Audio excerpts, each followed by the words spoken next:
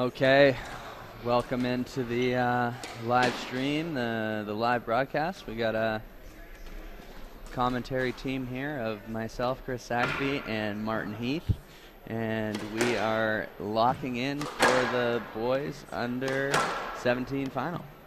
Yeah, and it's interesting clash of styles, which is the attritional play, the neutralizing play of David Costalis against the fiery shot making of Ali Shalaby.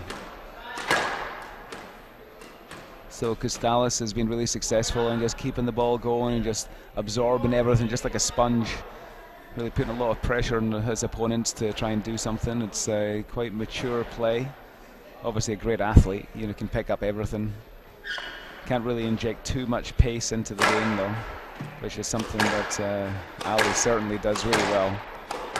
So it'll be quite interesting match. Difficult to call. What do you think? Are you going to make are you making a bold prediction on this or not? I think the players just actually opted to warm up a few more balls there after the ref told them it was time. I haven't seen that much.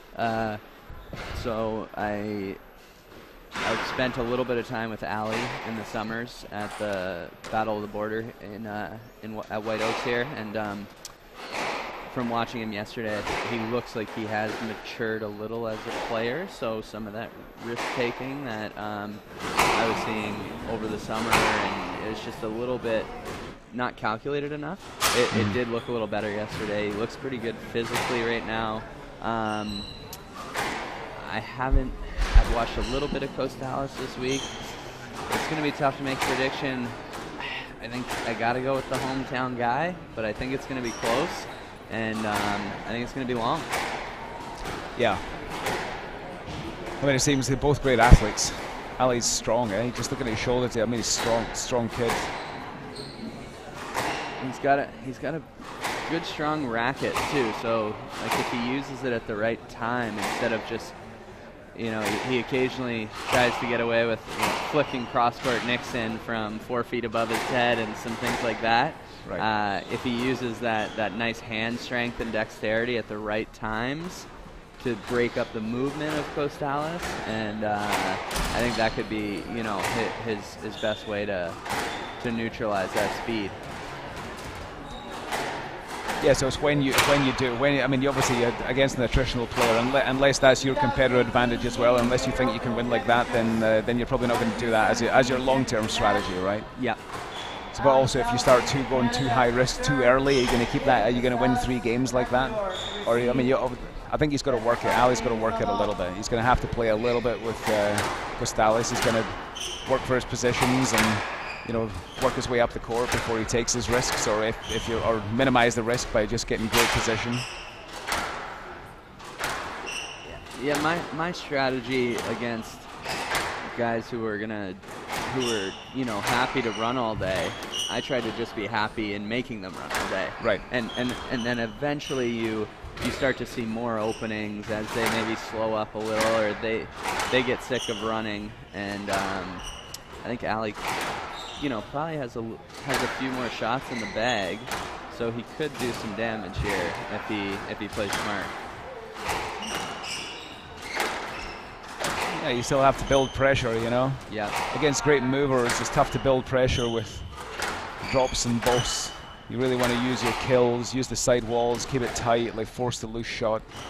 When you do get the opening, you want to have a go at it. You don't want to play moving game against people that move really well, because they'll just use that your kind of moving shots against you and end up making you do a lot of work, as we see there. He's got to pick his moments, use his kills well, use the side walls well. And if the ball sits up, why not? Have a go at it, right? Yeah.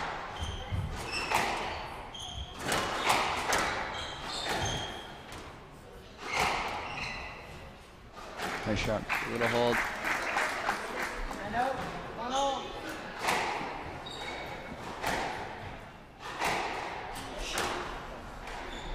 So we are in the Mark Sackby Squash Center right now. Chris Sackby. Yeah, it's a nice dedication. A lot of this is developed over the years, and my dad did a lot of work to bring in some extra courts so that these events could happen here at this level. And it's the biggest year yet. Do you know how many players we had this year? I think it was just almost 300. It was about 293, something like that. It's which is the most that there's ever been. So I think that's obviously great for Squash Ontario, for White Oaks, for Squash Canada. It's a great effort. Obviously, it's still paling in comparison to the US Open, which is almost 1,000.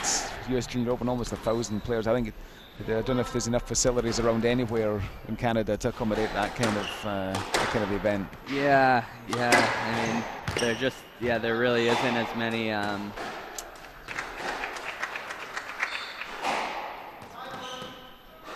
There really isn't as many like 12, 15 court facilities in Canada.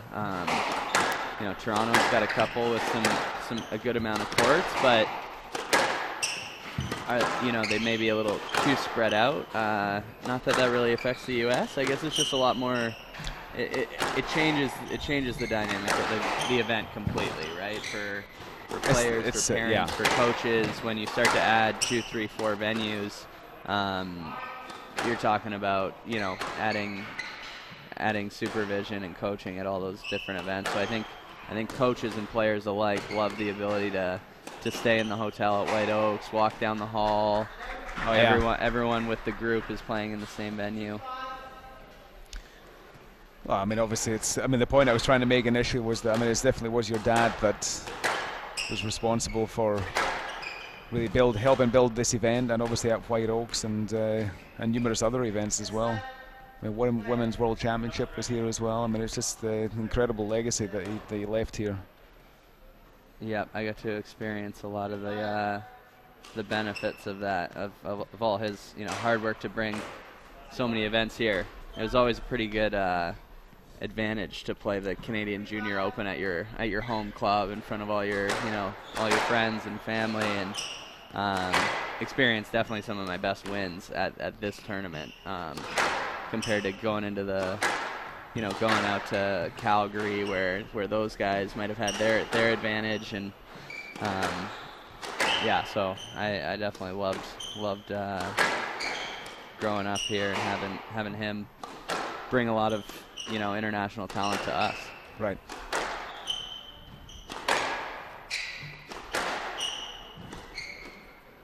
He's there at Shalaby, really trying to use pace to hit deep. And then the quick kill or the quick drop, that seems to be what he's going to try and do, but he just got caught short by Gustalis there with loose cross court.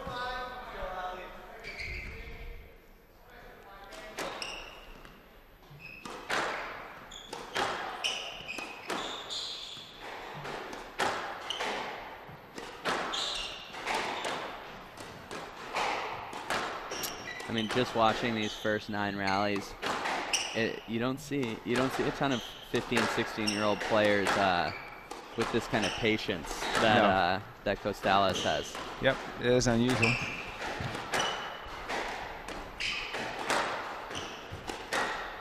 You obviously find that whereas Gustalis, I'm assuming he's Quito in Ecuador, which is altitude. It's extremely high up. I've coached there and tried to play there, and it's just unbelievably hard. It's just your lungs are burning, and it's but these guys just have that ability. It's just the ball moves a little bit quicker because the air is thinner, and you need to be pretty fit to be able to play there. Your body needs to have adapted to that, so that tends to be your competitive advantage. So you're going to play into that kind of style. Usually you tend to find that from the players from Mexico City, which is they're just almost unbeatable in those conditions, but they're very good Boston cross-court players. There's not much discipline, straight and tight, and low straight kills and drops and things like that. They're just great at hitting and running, and it works for them there. Maybe needs a bit of a translation as they move and build up the rankings. And so Gustalis will find that as well. He'll obviously add a little bit of spice to his game if he keeps on going. And he looks like a kind of player that probably will keep on going and really build his game. He's not just doing this to get into college or something like that. You know, he looks like a player. So really solid start for Shalaby. Just disappeared with a couple errors and a couple strokes, and there's another one. And this is what I've seen with him in some of these Battle of the Borders and summer camps is just, you know, if he can work on not shutting off for those 3-4 points there, just at this level, right, with a guy this steady, you go from 6-2 to 9-6 in a heartbeat.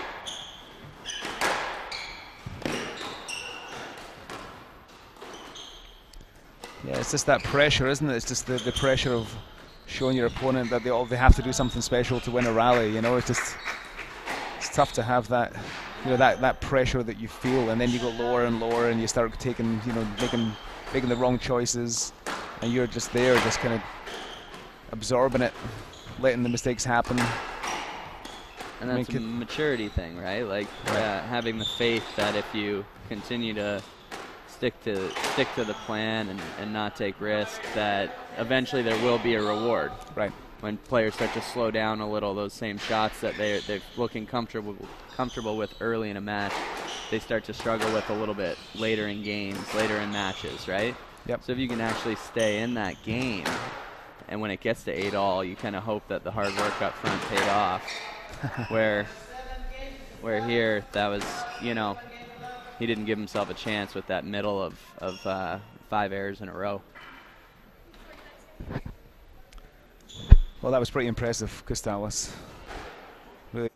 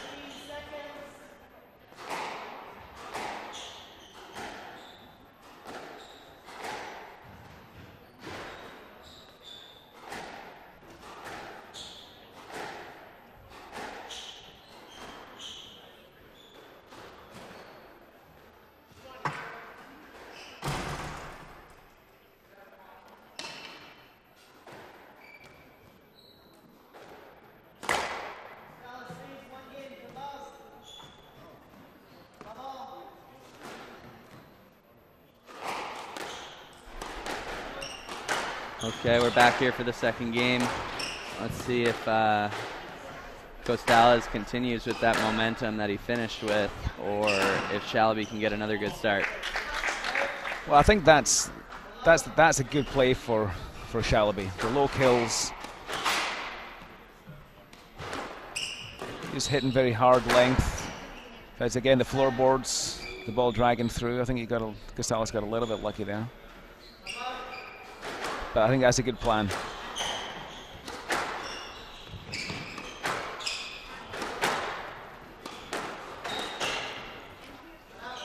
Nice.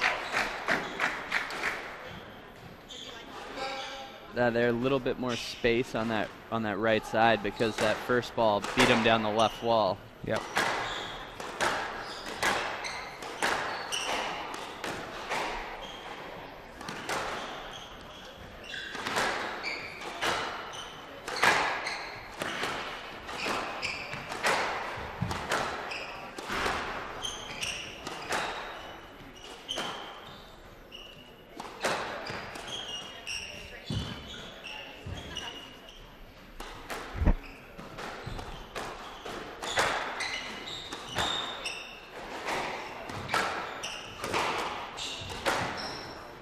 better from Shalaby, just not needing to open it up too early.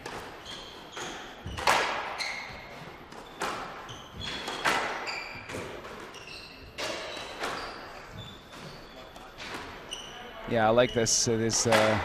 Using pace. When he gets that kind of loose shot, using pace nicely down the wall, hitting the floorboards, then again creates a loose shot.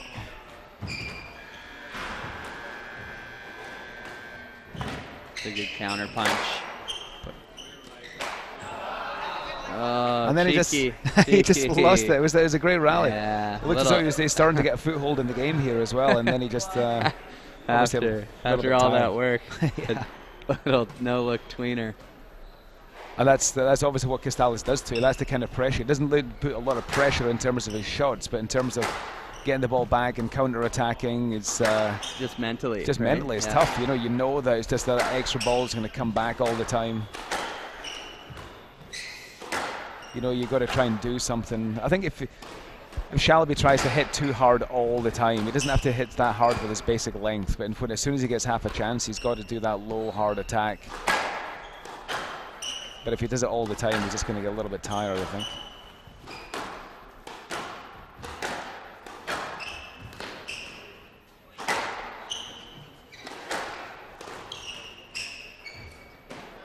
Yeah. It's a bit lazy with footwork and racket preparation. Yeah, just get the sense that he almost feels like that needs to be the winner right there, right? Right.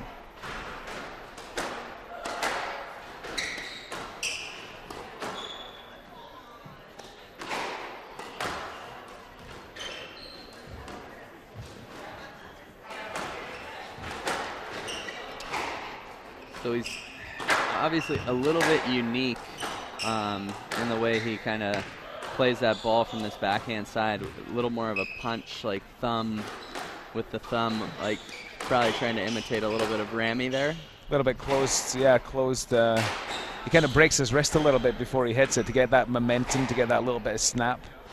A little bit close, he's high gripped, a little bit close in the ball, I think. He doesn't he needs to keep a little bit of further space back and stretch out a little bit more. I think that's as he would move on into higher level, that would be a natural thing to achieve. But he certainly has nice hands and nice shots.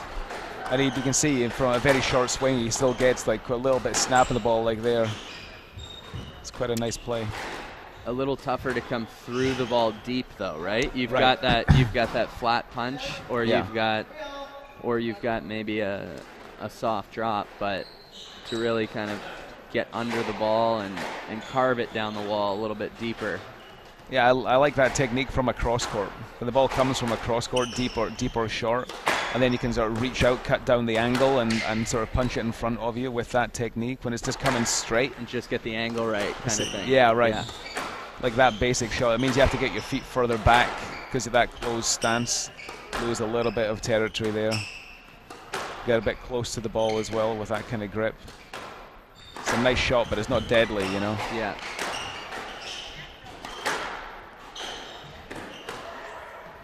You want to force your opponent to take that kind of weak line to the ball, down the wall, behind you as much as you can. If you get too close, you're not going to be able to do that. Again, too close to the ball. And Costales just... It's just nice patience. Okay, there you go. Take Yeah. another one, have another go at it.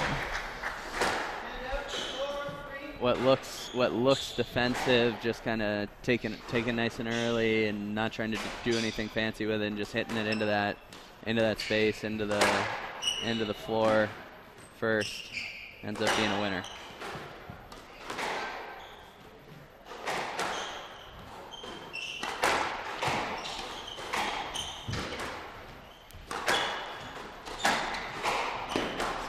Good patience with his movement too. Like he missed one or two so far, but he's not biting on much of this this flick by Ali. Well, that was a great shot. Just that defensive chip down the wall from Costales turned into a winning shot. Just loosened the wrist. Shalaby couldn't volley it, and that's end of the rally right there. That consistent quality, that's something that's you see with very good players. It's not, you know, a lot of players are very talented. They can play, you know, a few good shots in a row, but they're always going to produce a loose shot. Like very good players, that consistent quality. You're always hitting your targets. You're always making it hard for your opponent to kind of jump onto that ball. And that's certainly what Castalis is. That little bit of maturity that Castalis has. He's forcing Shalaby just to do that movement that he doesn't want to do. To hit that one extra ball, that extra movement all the time. It's just, obviously it's pretty hard for Shalaby to do that. He doesn't want to go back. He wants to get forward and attack and be the dominant player, right? Yeah. And I find what I try and tell players with these type of skills is, you know, you can use the same type of skilled racket work and touch to attack the back side of the court as well. Yeah. You fade those balls into the back corner just like you'd fade them into the front, and you know, you look for openings to use deception, but use the back corners to attack just as much, if not more, than the front. I mean, of course. I mean, that's that you always want. You're always looking for the most bang for your buck. You're always looking for the most pressure with the least amount of risk. And obviously, to start off with, it usually tends to be get your length first. Build using kills, fades. Then when you get enough time, stick in the drop, and then if you have enough time, you do like cross-court nick like that. Yeah. And you create your loose shot. So that's a very nice rally. That was almost a perfectly executed rally, and that's the right shot at the right time. And it doesn't feel like a high-risk shot at that time. It just feels it's a natural shot. Wide open. Yep. Nice technique, carving around across the ball, get a little bit of spin into the nick. There's another loose shot. This is better from Shalaby. Ooh, tough decision. Yeah, that's a tough one. It was his shot. Didn't quite clear out, but I think it was I think that was Castalis' job to go get that. Stroke. Sorry, let ball. Let ball there. Shalaby was wanting to earn that no let. Referee didn't think he gave quite enough room for Castalis to go grab it. Yeah, again, that's where technique comes in.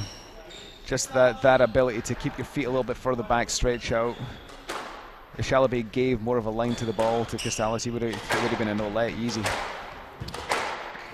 And you want that player to go get that ball when you hit it that well, right? And if they do scrape it up off the back wall or something, you're still you made them really stretch. You've put another really hard lunge into them, and you have a big opening.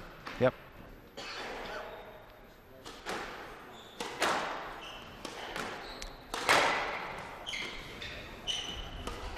Well, he's the dominant player of the last 5 or 6 rallies here, Shalaby.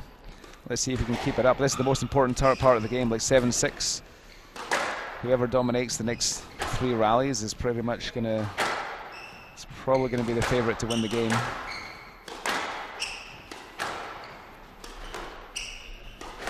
You can see Castalis looking to step up a bit here.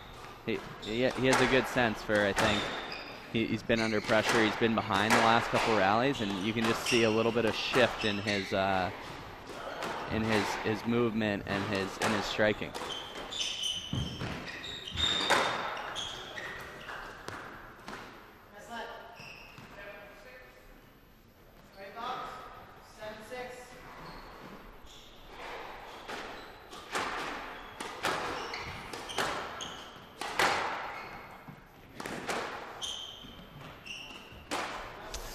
Oh, a little bit of a soft one there. It's a crucial point as well.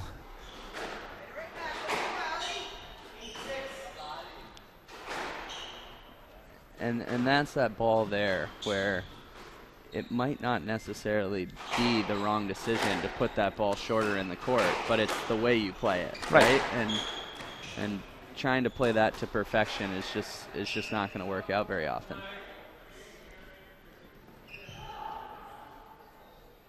No, you're trying to play the fast drop in that situation, like keep it tight to the wall. You know you're probably not going to win the rally from it, but you're certainly going to get position, and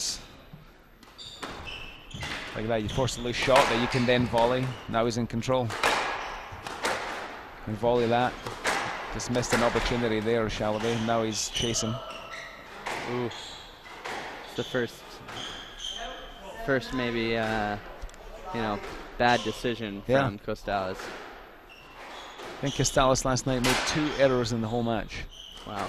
So any error that comes from it is quite unusual. So he obviously felt as though he could take the risk. 9-6 up. Obviously, second game, if he goes 2-love up, it's going to be tough for Shalaby to come back.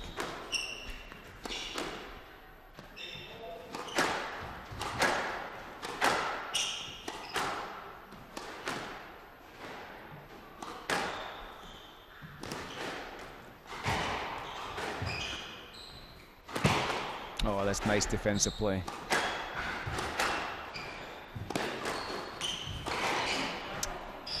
And just the wrong choice again. And a few times there I feel like he's earned such a good position with Costales having to reach back and hit something with a little bit of lift, and he's not quite getting forward on that ball. So that ball hits the ground. He had an opening. He didn't hit the ball early enough, and then he just kind of forced it.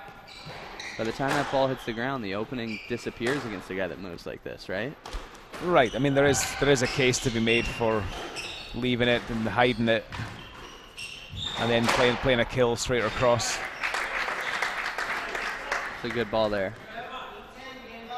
But I think in that particular situation, it's more to do with Shalaby just being a little bit lazy with his preparation and his footwork, not hunting the ball, not building pressure with the volley.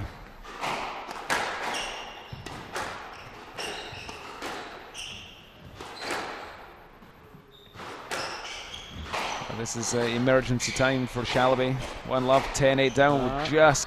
Costales just clipping the top of the 10. Just a little bit of a window of opportunity for Shalaby. That's the second time he's gone away from maybe just chipping in the smartest, easiest ball and looking to do a little bit of variation and making the error.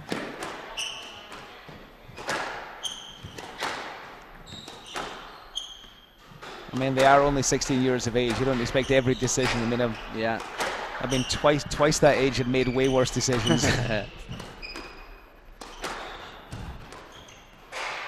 We have the excuse we're tired, and that's why we make them. Ooh, big call. Yeah, I think that's the right call. I think it's the right call. It's it's good. It's the first time that, like you say, that's 3 points that Costales has played where he's either made the mistake or just played the. Yeah, I mean that's essentially a mistake. It's just it's a badly executed shot, which is a little bit out keeping. He obviously feels under a little bit of pressure. Shalaby using pace really nicely, especially on those low kills.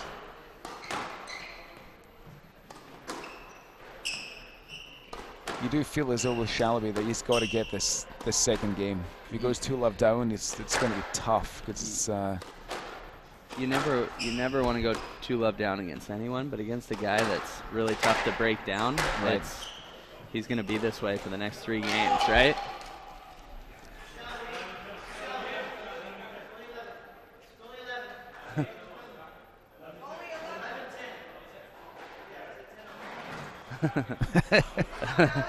little bit of a mental error there. One making an error at 10-all. That was a little bit of a sloppy unforced, but then also forgetting the score. Let's see how he refocuses. I also think that the working boast is a great shot, but the working boast on a big point is one of the worst shots you can play. There's just a lot of risk. You're trying to go lower and lower. You're trying to play it. It's not at that point. There's just everyone's in emergency. Everyone's gonna, even if you're tired, you're probably gonna get that shot. And if you miss high, if you miss high, they have 4 corners to hit into with tons of time. Right.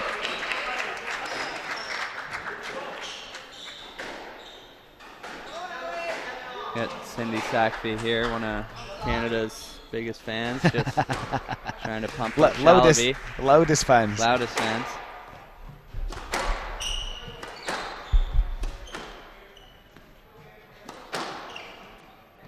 Ooh, what? Big call.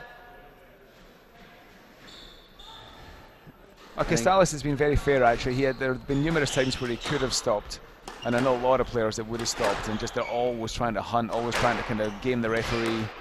And he really hasn't been doing that. So you got it. Then in situations like that, you give him the benefit of the doubt. He's not hunting for the stroke. He's actually genuinely can't play the ball. Yeah.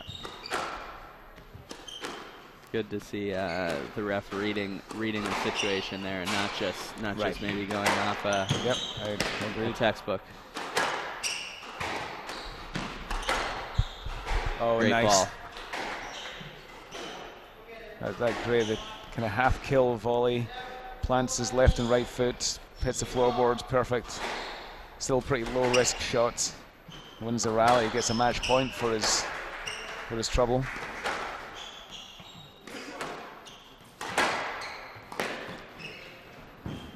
It's a good pickup by Costales there. Oh, what a rally.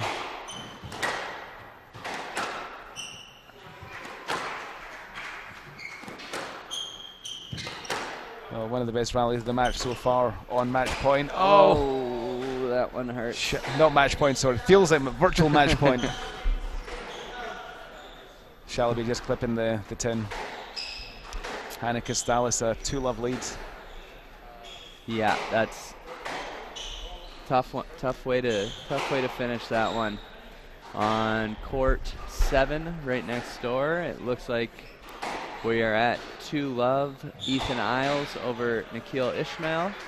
Nikhil has a little bit of a lead though, starting the third, so clearly still battling.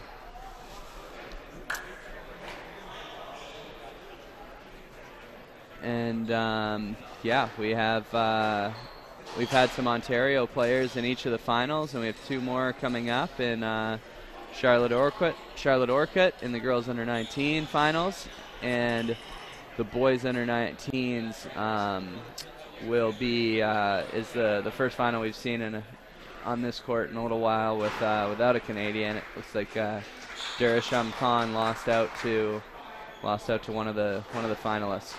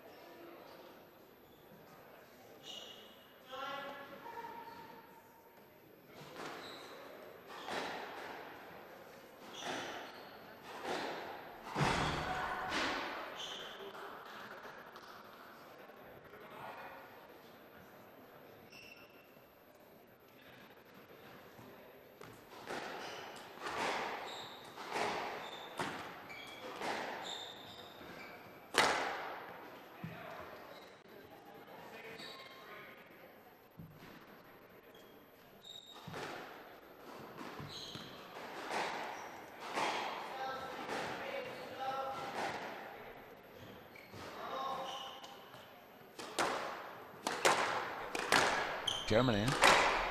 Okay, we're back live here. Let's see how Shalaby reacts to that last game.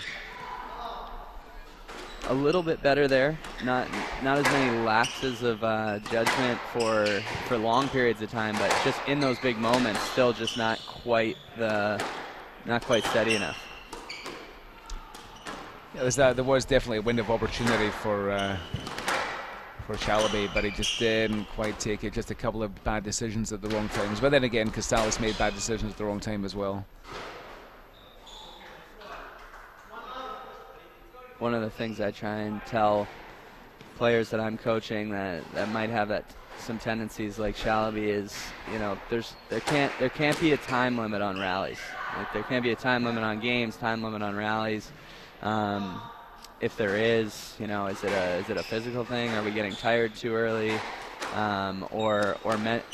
This year, he doesn't look tired. Right? He hasn't really broken down or anything. It's just maybe a little mental. Well, that was a great shot. See that go in, open stance, drops the racket down.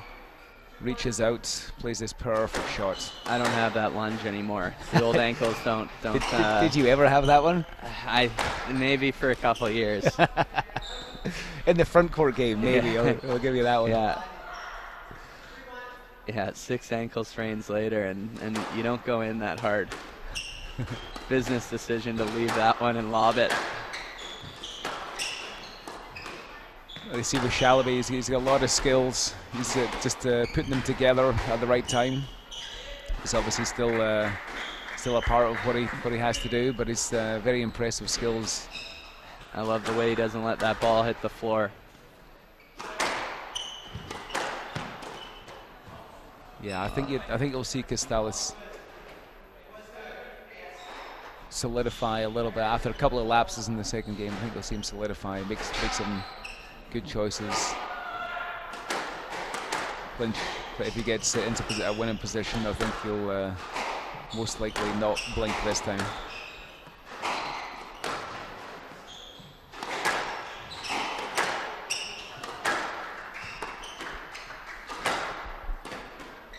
Again, it's a nice play from Shalaby, that low kill, producing that loose shot.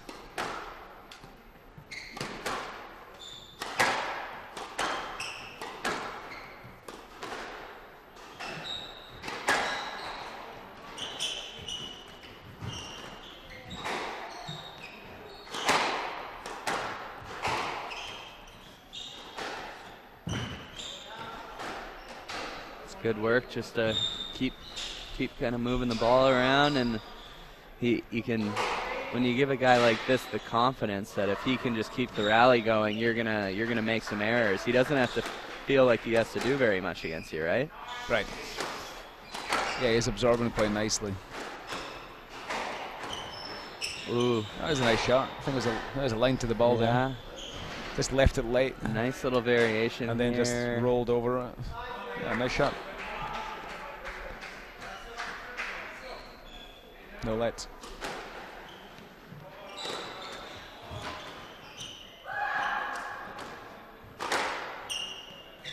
So we had a good chat yesterday about just having a few shots from different positions that you can limit your risk and have high reward, build pressure.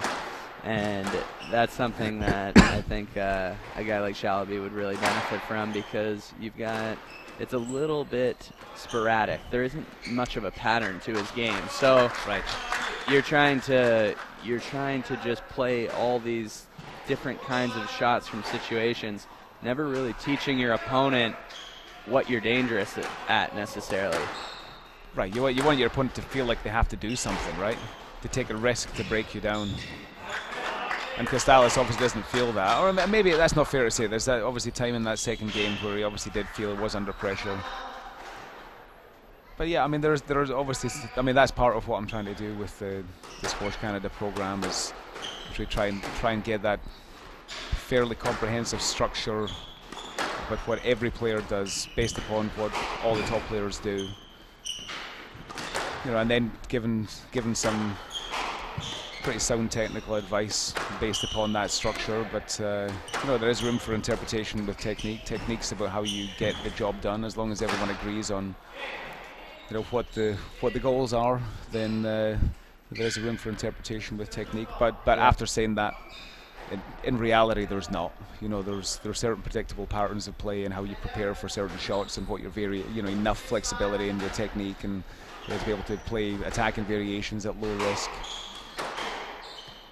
Obviously joined together by movement, anticipation, the ability to improvise sometimes. But you see that with all the best players, is that they don't play 10 different options from one position. They've got one pretty much attacking option that they show, and then they've got 2 other attacking options that they use as variation: short, long, straight, cross, and always having a cross-court lob or a high straight punch down the wall. Shalaby looking a little deflated here. Let's see if he can battle, sink his teeth in, try and extend.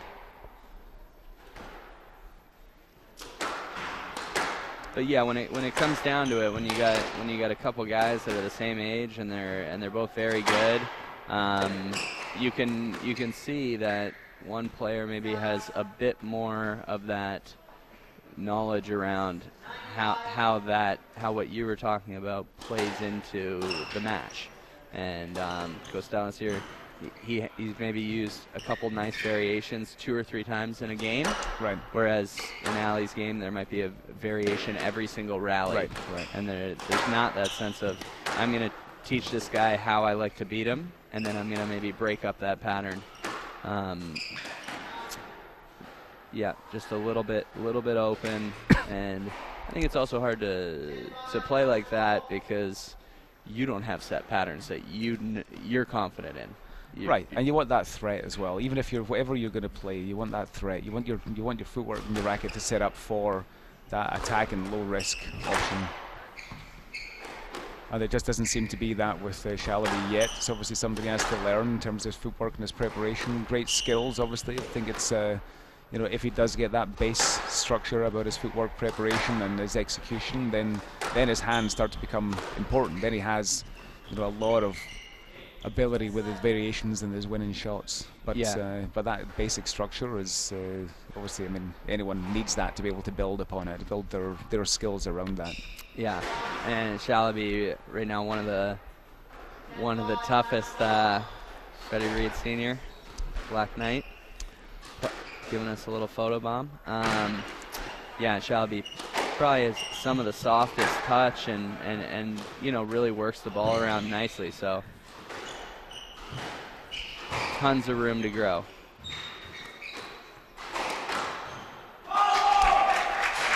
It's a good finish there. Finishing with a bit of style. Yeah, it's nice to see that. It's nice to see an attritional player take the big moments and hit that winning shot. Yeah. Totally out of character for like a regular rally for Costales. Takes his moment. Hits the winner. Great play. Great match. Thoroughly well deserved the title. Yeah, and great work by Shalaby getting to that final. Yep, a lot He'll of be potential. Back hungry next year.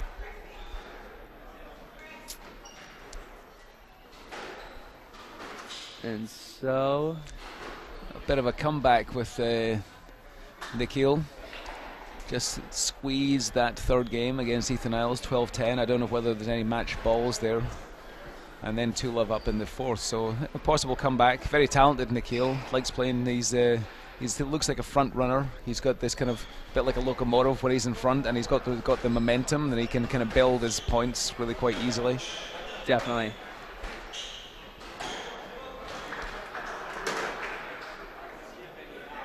And so we will have the girls under 19s warming up shortly.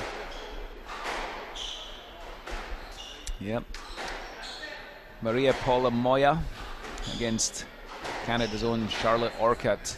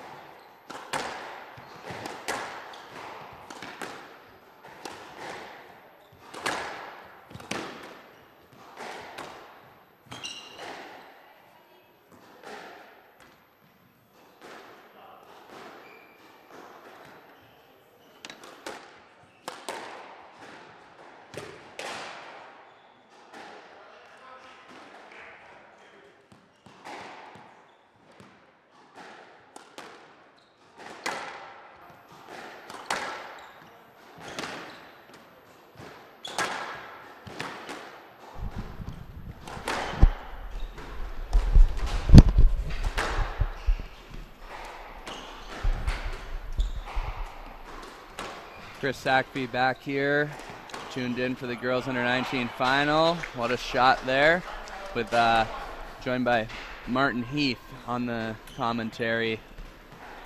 And yeah, so we've had 2 fairly one-sided finals here. I have a feeling this one won't be that way. Maria Moya did some damage last year in the Canadian and U.S. tournaments. Can't remember exactly how she finished, but Charlotte Orcutt has been one of Canada's top female young stars for quite a while. Ton of promise, super hardworking, and she's added some layers to her game since the last time I've seen her.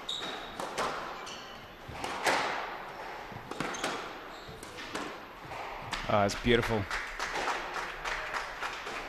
Charlotte really hunting that ball. Great technique, great position, just carving that ball into the front left.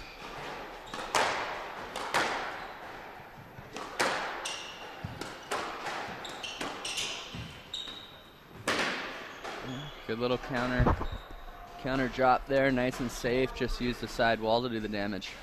Yeah, she really holds her position nicely, Charlotte. Both those shots, both those winners she played, the volley drop and the drop, just really holding that position, forcing her opponent.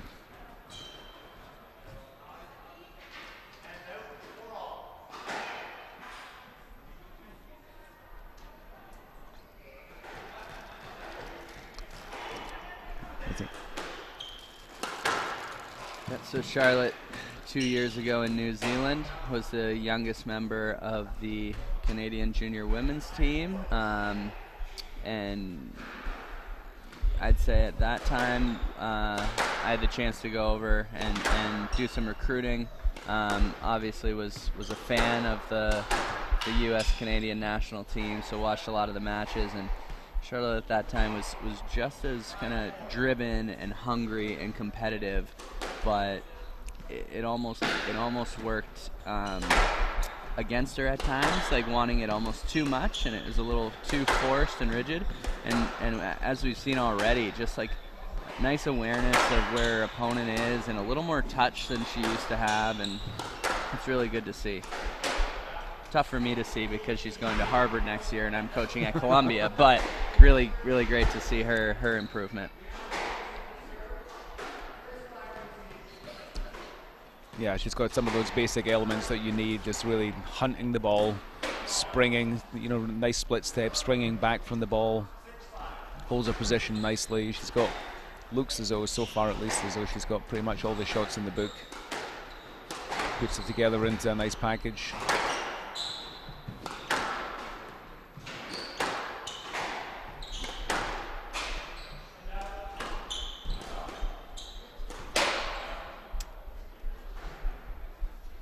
Moya's fired in a couple from way up top today. A lot of skill.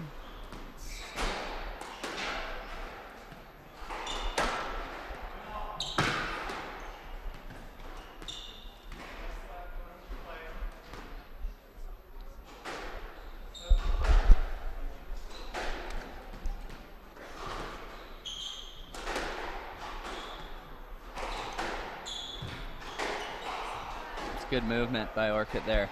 Yeah, that's a tough position, and her ability to spring back to the middle off that shot was really impressive how she holds her position. Just get she had to improvise there a little bit as well. Always pushing forward on the tee.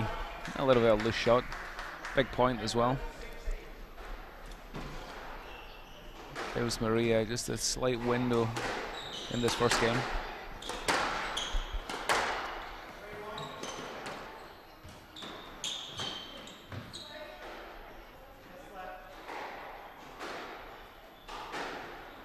That was a nice shot. They just dropped that racket almost like a cricket shot, just kind of rolled it tight to the wall.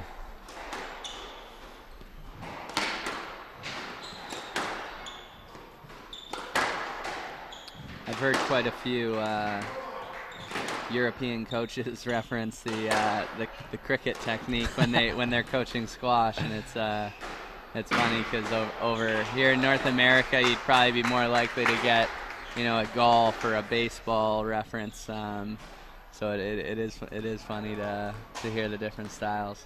Yeah, certainly England anyway. Yeah. England's. I think they started cricket.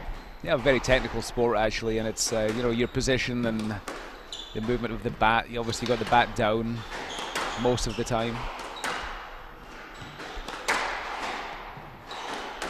A lot of sports, a lot of parallels that you can do. You tend to find that tennis players are just great volleyers because they no elbow movement whatsoever. They know how to step forward and still control the ball because they have to do it in the tennis court. Wow. Whoa. What a hustle from Maria Polomoya. Dropping that racket again. Just really nice control of the racket head under pressure. Yeah.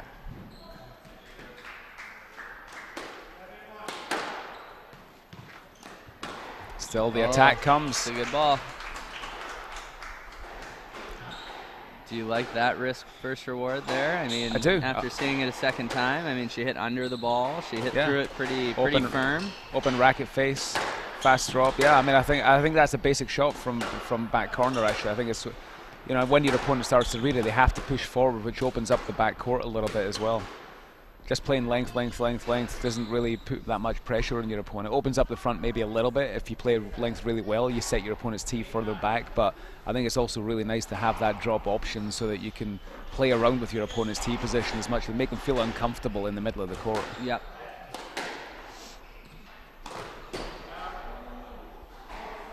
And that's where that attack and work and boast again. It's just not effective in big points. Especially against someone who's shown you they're going to pick those balls up in the front. Yeah.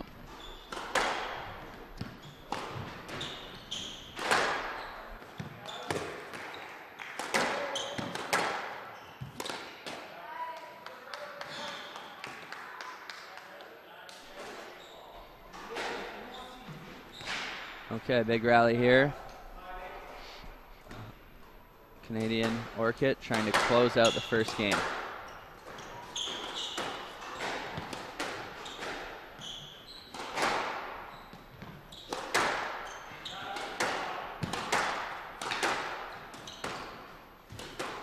Good pickup. Oh, she squeezes the first game. Squeezed her into that backside nick that she probably wasn't originally aiming for, but that's what happens if you just get the ball through the court, get some lucky bounces. And we see this is it's a great match. This is really contrasting style. Charlotte looking to create the pace, always pushing forward, moves really well, holds her position really well.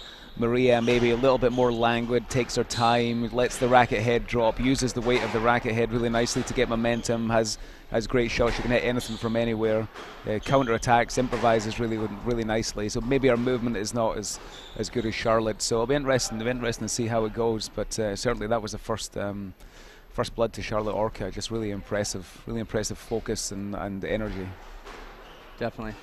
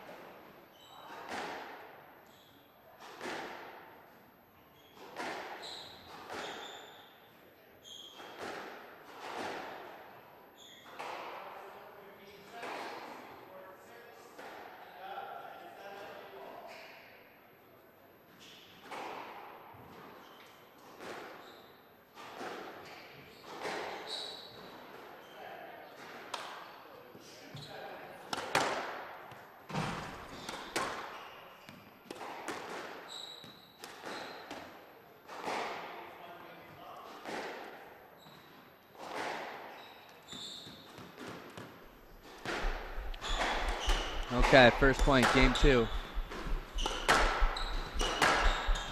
And both these girls have been in big moments. I think Maria has also played in World Juniors before for Ecuador. some of these smaller South American countries, it can be a bit of an advantage for a player who's really good when they're young, because they can get two or three cracks at that World Junior Championships. Well, talking about a crack, look at that. Cracked the ball into the crack. Laid it in there.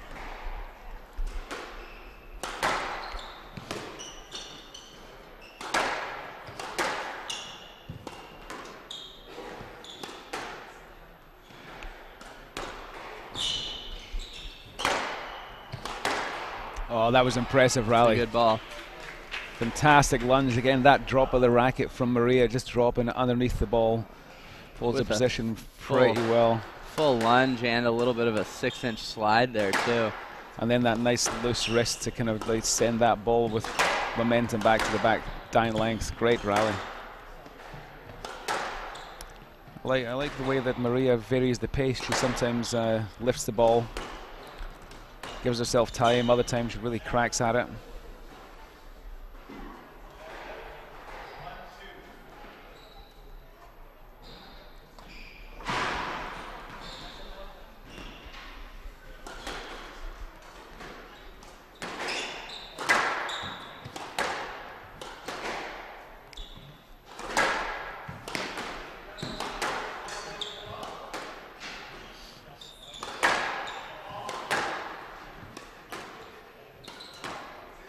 It's a nice shot.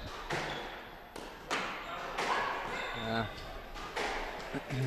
Oh, this is a beautiful shot. Just carves around it, gets that ball coming into the side wall. And a great response with just a lift into that back glass, fading it into the side wall. Yep.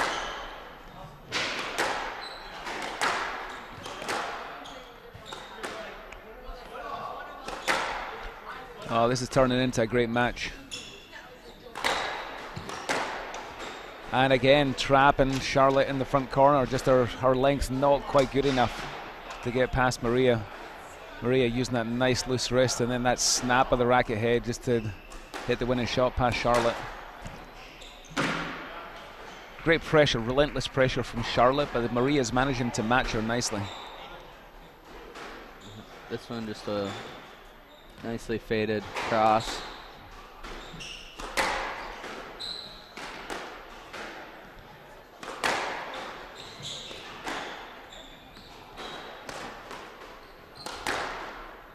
Great strength around the middle. Beauty. Anchoring near that tee. Yeah, it sets up that back foot, then the front foot. So balanced.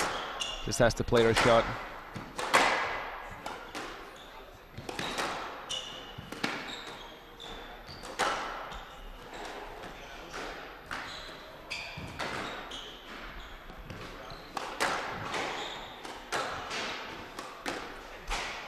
Maria likes to stand off a little bit. Anytime she's got a chance of stepping forward for the volley, she chooses to stand off. Does have a little bit of a willy swing. Like it could have stepped forward, and not this one and the one before, she could have stepped forward. Maybe a little bit of a telling factor, and then Charlotte always hunting, always looking for that volley. Yeah, and she just has that ability to throw in some shots at unexpected times, so it's almost not as if she needs to volley 3-4 times in a row to win a rally. So far she's kind of found these other openings where Charlotte will, I think, look to build on a few well placed shots in a row. Just over a period of time, it's tough to hit winning shots from behind your opponent all day, though, you know. And that's, if we had the error chart, I think Maria would be behind in that. Up in the winners, but behind in the errors. Oh, nice dig. Good lift from Charlotte. Every single rally is contested here. It's great. This really has turned into a great match.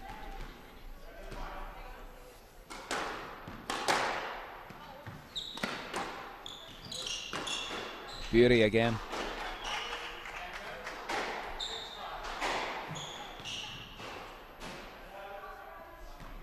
Just getting that ball going direct. No parabola on that ball, just boom, straight in there. important to do when you're certainly when you're trying to win the rally.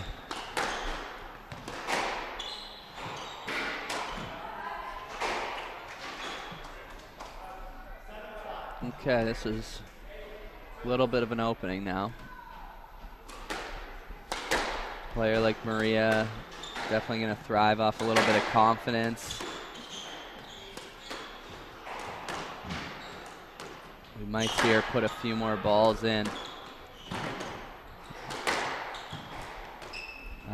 Just a little inaccurate. Yeah, well, it was a nice kind of breakup shot that Charlotte played. She managed to carve in that drop shot from three-quarter court. Unexpected. Maria just got to it, but didn't quite execute in that forehand volley well enough.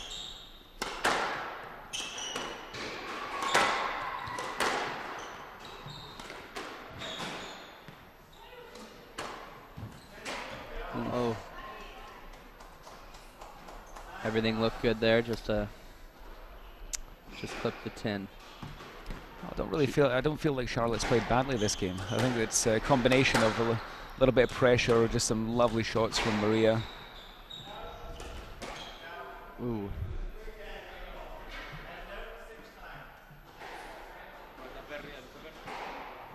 This is when squash becomes really interesting to me, because it really is the test of character, you know. Yeah. You're just trying to both players have the skill and the ability to win this, but you know, how are they going to do it? How are they managing to handle momentum? How are they handling their opponent playing well?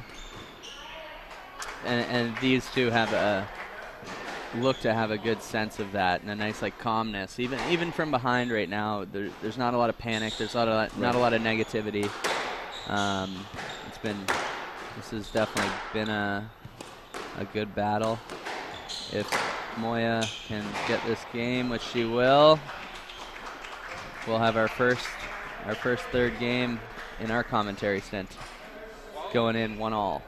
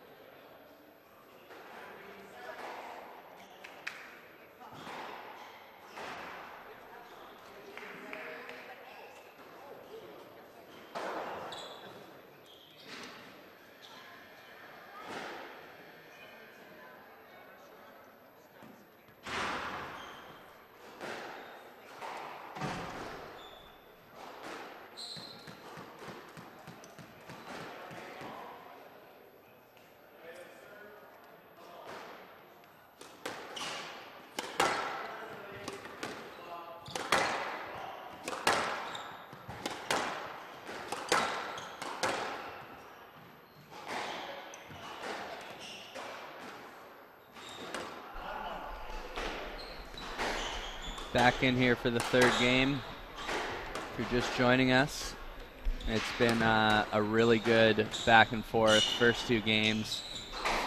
First one going to Orchid, second one going to Moya. Couple calls here to start the game.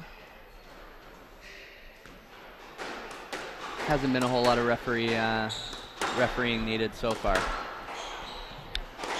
Yeah, best match of the day for me so far anyway.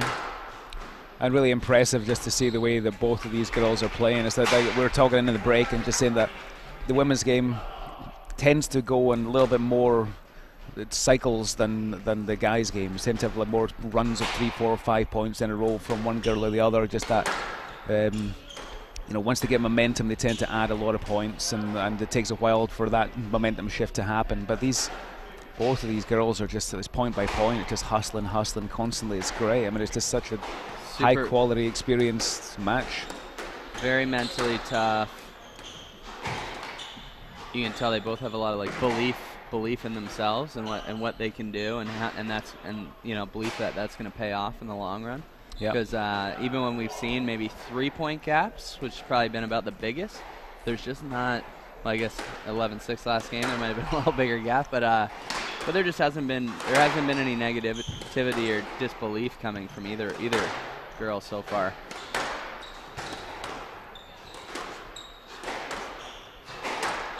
And just good choices as well, it's just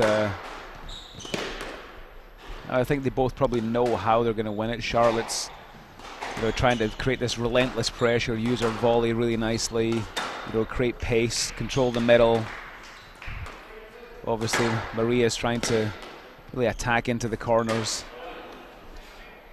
Has been doing a great job. She's able to attack even from loose shots from the back of the court as well, which is great to see.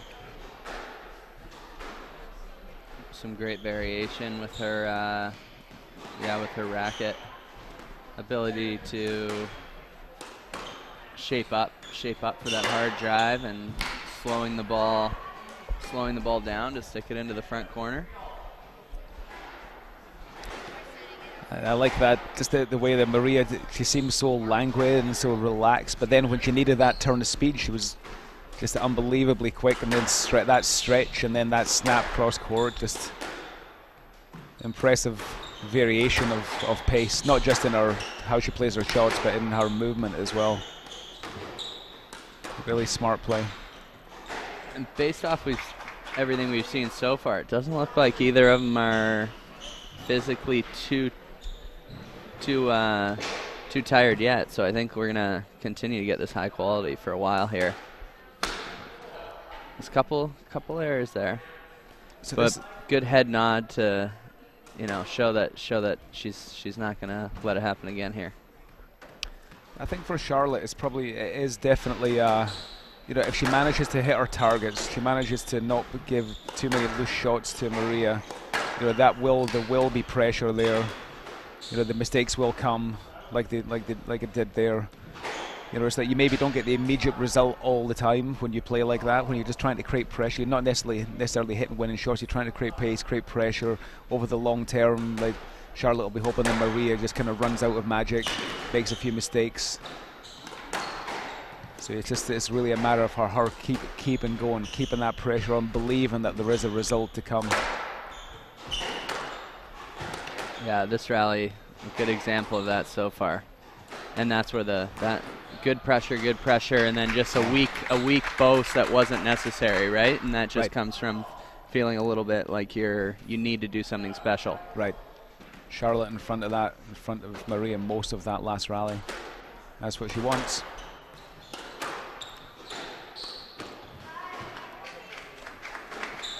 But again, if you don't quite get that length, Maria's going to attack you. Yeah, definitely not a bad decision to maybe lift a little more, but yeah, leaving that one a little short. It's just so much time for her to work that ball into the front.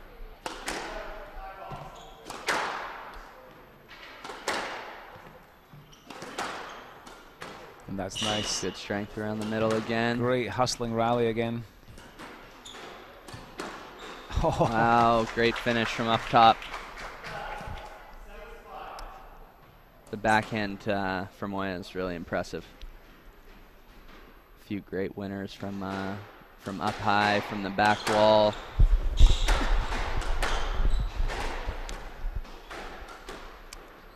I mean, Charlotte obviously needs to use height to get position, but she definitely wants to start using that low kill. There you go. So that limits the ability of Maria to be able to play an attacking shot.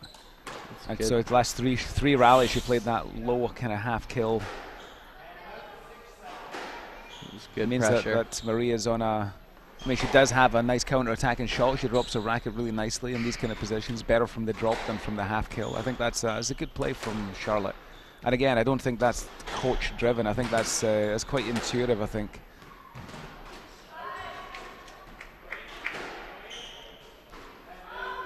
I find it can be challenging for players who like to play soft, touchy drops for them to play it from a little deeper in the front court, right? So that half kill, that heavier weighted ball doesn't give them the chance to stand on it too long and really soften up their racket face. If they're going to counter it, they've got to get the racket on it a little quicker.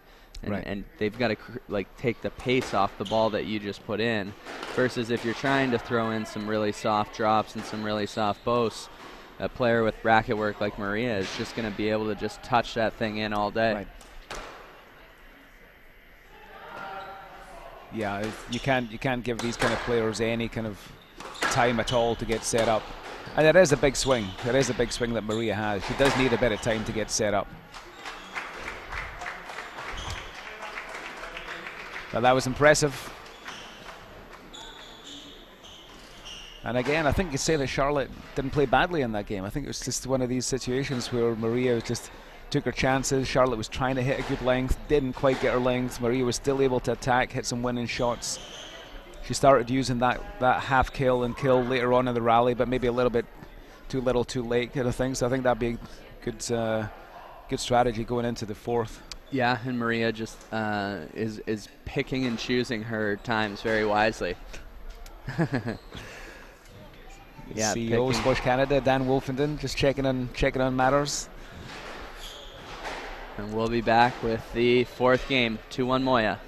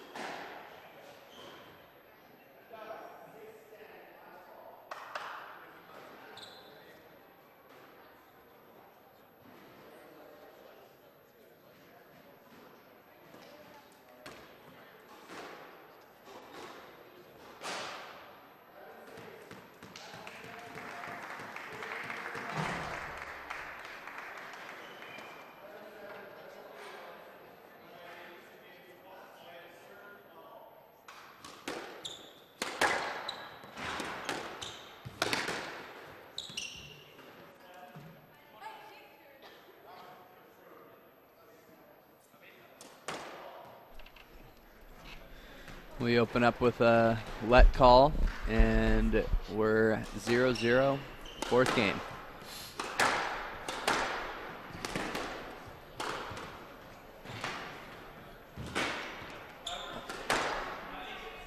Yeah, she's got to keep away from these kind of moving shots. I think Charlotte. As we were talking in the break, Chris, just Charlotte using that low kill, dying length, really giving Maria no time to get set up. Get her on the defensive or a loose counter-attacking shot, and I think that's what she's doing here. But she's got to stay away from that working boast. Just hasn't been working for her. If she's got the chance to play the low kill, half kill, dying length, I think she's got to play it. Yeah, she seemed, and credit to Moya for switching this, but her positioning was a little bit stronger in the first game, right? She spent more time around the tee. She kept Moya moving into the walls, moving into the corners. And Moya's been able to kind of switch that around and create some more opportunity for herself, and limited those opportunities for Charlotte to use her strength around the middle to do much.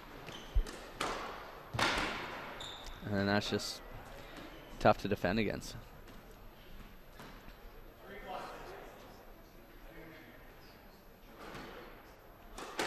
Well, it's Diego Elias's dad, Manuel Elias. He's coaching Maria Moya, and similar, nice weight of just using the whole court, using the height and pace of to get the length, like very languid swing. Just use that weight of the racket head to be able to get that racket control to hit all over the court. See that And yeah, then just that relatively low risk there. Yeah, it's low risk still, yeah. And then that stretch, and now she's in control again. It's just great ability to extend that rally, but with quality. Yeah.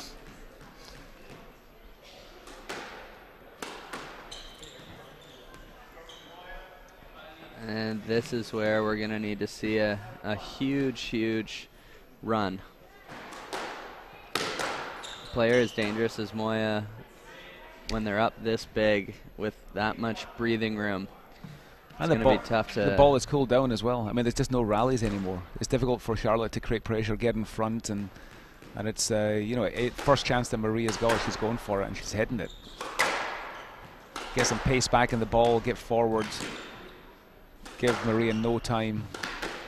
Attack when she's got the chance, attack low and hard when she's got the chance. Yeah, and that's just a good example of she's played some nice variety from this position, sets up, could have hit any corner on the court, and just a nicely played simple straight ball.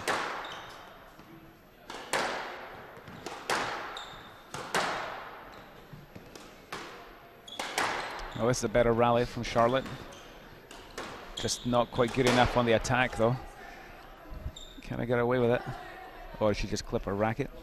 I think it might have been pre-swing contact, awarded a no-let. Well, that's a good example of. So that was a nice rally from Charlotte. It was better length, just a little bit like hitting through the court a little bit more, not much time. But then when she went short, it was just a little bit of a loose ball. It's almost no point in going short at that point. You're better playing the low hard kill or the dying length again.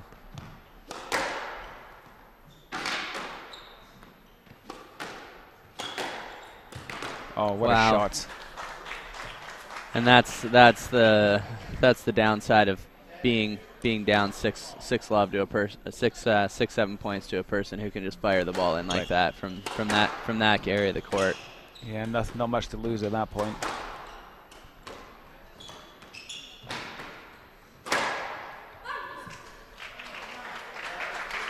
Just a little vamos to finish.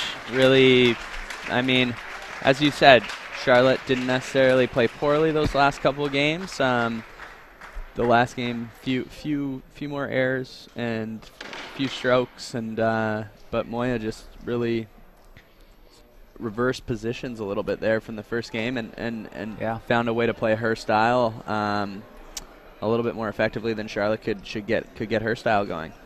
Right, I mean, it was impressive hustling from Maria. I mean, she looked, it was very competitive in the second and the third games, and Maria just managed to managed to eventually get the ascendancy, force the loose ball, and then use her racket skills to put the ball away, counter-attack when she's under pressure. Charlotte just ran out of ideas. That's what it looked like to me. The way that she likes to play, creating pressure, getting forward. She wasn't able to do that anymore. She was attacked first. She wasn't able to control from the middle. So, there was probably a way around that to start attacking a little bit low and hard, and maybe that's something that she can employ next time. But it's it's all learning experience, right? Yeah. But certainly was. I think it's the best match we've seen so far. Great play for 3 games. That was great play from both players, Charlotte and Maria. But Maria's skills and just her easiness, just calmness under pressure was just very impressive. Yeah, and the quality with some of those balls coming back off of Charlotte's well played balls. You're going from positions where if you don't hit a nice shot, you're probably going to lose the rally within 1 or 2 shots, and she reversed it and actually won rallies from just really tough positions. Right. Yeah, great work. The ability, so that turn of speed, the quickness, and then the ability to be able to adjust with the racket head. Like I was saying, a cricket shot, but she could do anything. I mean, she was rolling over the ball, she was dropping it, she was pushing it into the neck. I mean, there weren't many times where Maria was lifting out the front. She was usually counter-attacking in there, keeping it in there. And then she had nice little touches like that. And we both felt, even from the back of the court, that that open racket, she just was able to chop the ball short, and it didn't look like high risk. It's very competent technically, and it's just that easiness, just easy relaxation. It was just a lot impressive. of good structure within great shot making. Exactly. Yeah. It's not crazy. It wasn't crazy shot making. It was all part of the structure, right? Yeah. And so we will be back shortly with Jeremias Azana and Leonardo Inarreta. Yeah, and so that is the Darushamkhan in the boys third, under fourth 19 playoff. finals. So 2 twins, Leonardo and Juan Carlos Vargas Inureta. Very talented, very great movers. And Darushamkhan from Canada, looking to clinch the bronze medal. So don't go too far. We will be right back.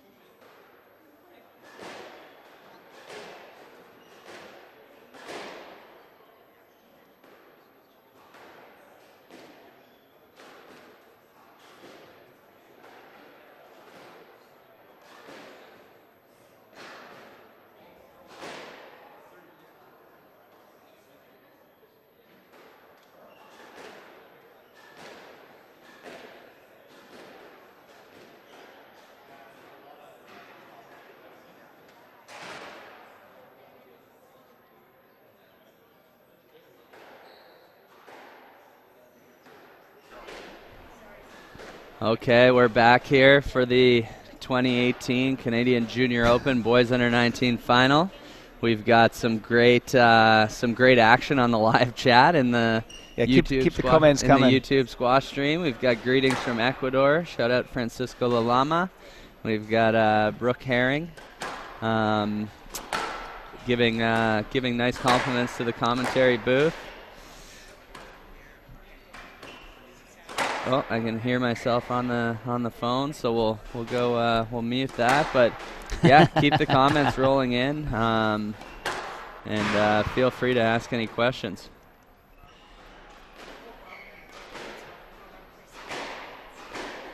So here in the gray, we have Azana from Argentina. He's been to White Oaks and the Canadian and U.S. Junior Open for sure the last 2 or 3 years. I'm not positive if I've seen Inureta here yet.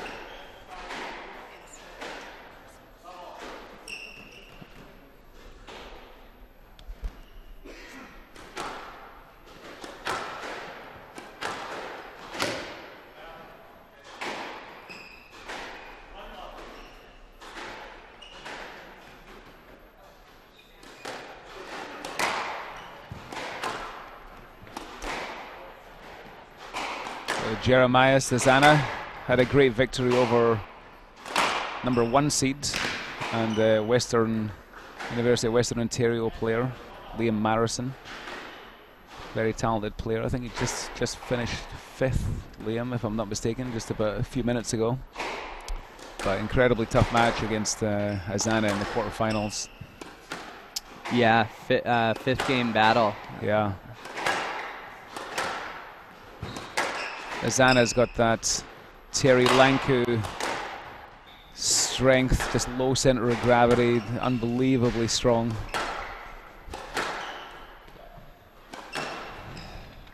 From watching him a little, it looks he plays that a little bit more of an attritional game.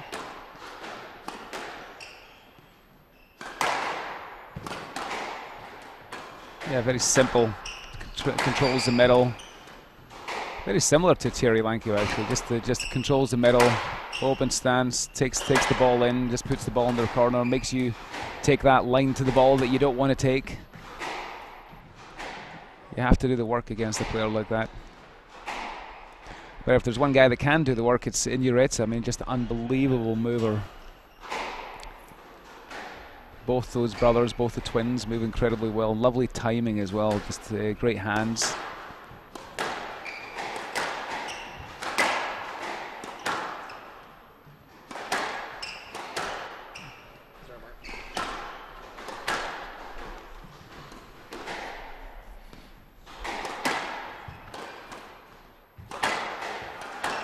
Both players looking fairly comfortable.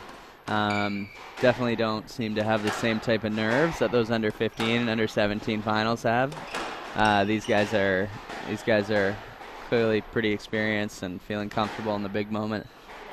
Well, they'll have nerves, but they just won't let it affect them that much. Yeah. You know, it's they'll know the things to change to make themselves feel, you know, get into the game and reduce the nerves. Obviously, it's just trying to get comfortable. You know, not to take too many risks too early. Just try and get a foothold in the game, get the length, get the position. When they get the chance, bring it in. Try and volley when they can, and they kind of build from there. Yeah. Shout out Maggie Ramsden tuning in from New York City. Got a worldwide audience right now. It's a little bigger than we thought. Hopefully the commentating keeps the volume high and not muted. Well, it's an international tournament, as we were saying. It's the biggest Canadian Open ever. Almost 300 kids. Almost 1,000 next week at the US Junior Open, over 6 venues.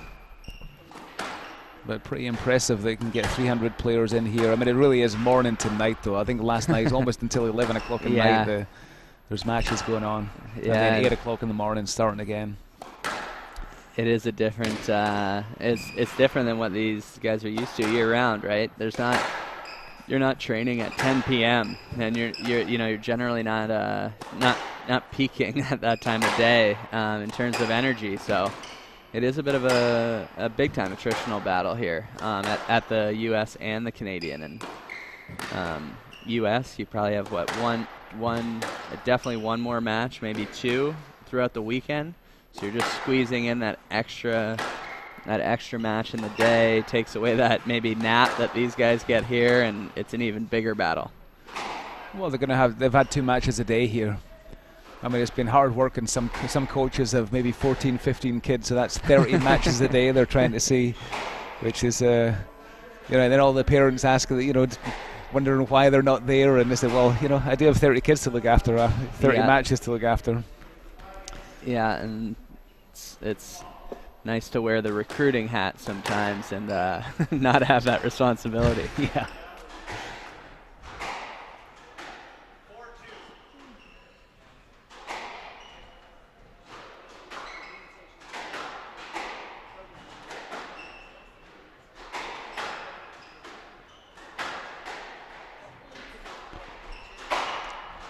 Both these players look as though they're not really going to take too many risks.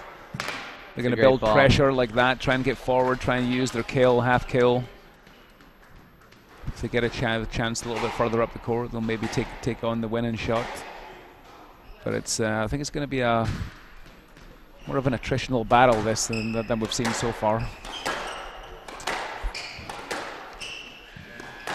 Hazana, a positional player, as we've seen, using width nicely.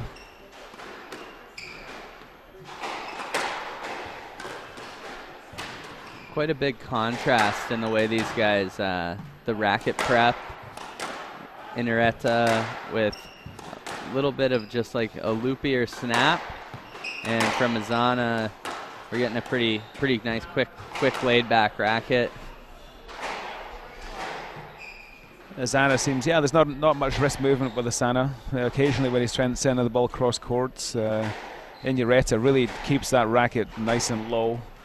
Occasionally he can bring it up to get a bit of momentum, but he keeps that very low, just is always coming through the ball. Very consistent shot, and he's obviously got the touch where he can bring it in when he needs to. Certainly a contrast from the good old days with the old rackets where you had to take this massive big C-shaped swing. I played a match a few years back with one of those, and I couldn't feel my arm for about 2 days. You get great touch in those old wooden rackets, though. The ball just doesn't go anywhere. Even if you're hitting the ball fairly hard, you can play an amazing drop shot. What do you think? 30 gauge string or some of this catgut string? Some of this stuff they make nowadays is just it's like fine little tinsel.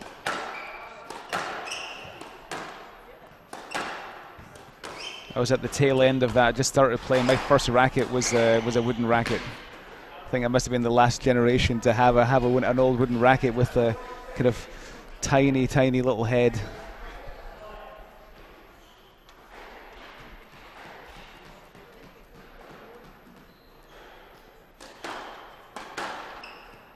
And Inareta hasn't really lost this lead that he's developed.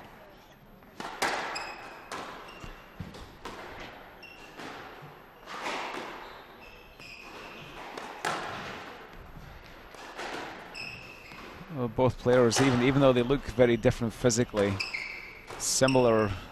They're asking their opponents similar questions. Really, they're both quite attritional. And that's a good patience here. Make your opponent freeze, and then hit the space. Yeah, it's perfect shot. Second bounce down towards the wall. It's perfect.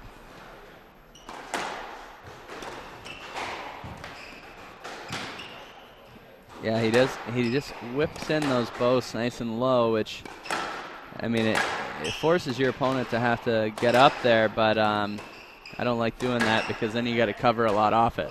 Right.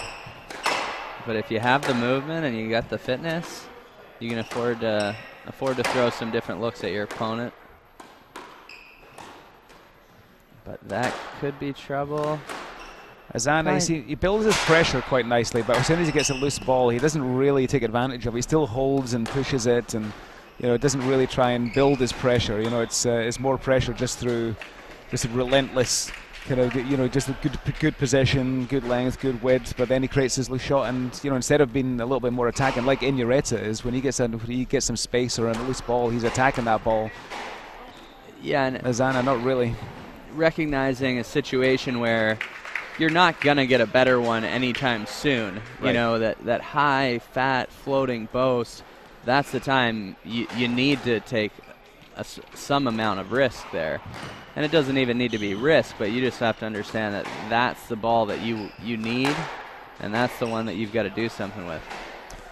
Yeah, there is a difference. It takes a little bit. If you build your game, 95% of the time you're going to be doing that. You're going to look for position. You're playing length, looking to get forward, looking for the volley. You're building pressure. But then when you finally do get the loose one, there is a slightly different difference in focus. It takes a little bit of experience to be able to do that. But as soon as you get that shot, that's it. You're trying to play that winning shot. You're not just building pressure anymore. You're trying to play the winning shot, or as much pressure as you can.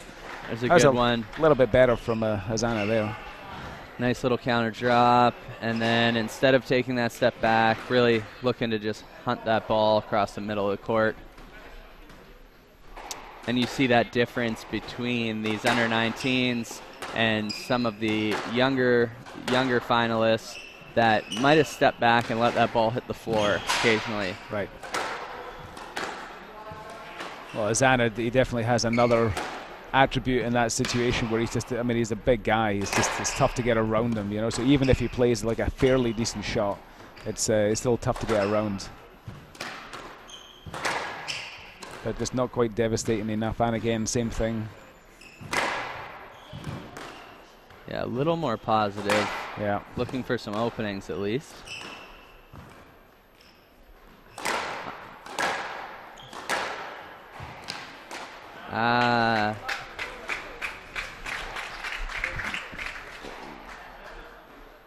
And you notice that's where the mistakes come from, right? Like getting away from what you do well.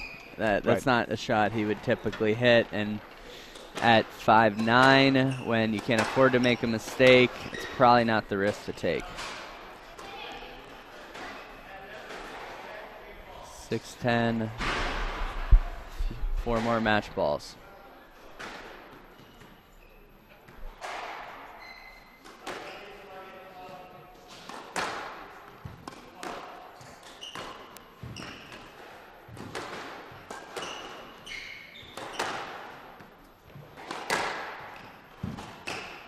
That's a nice shot.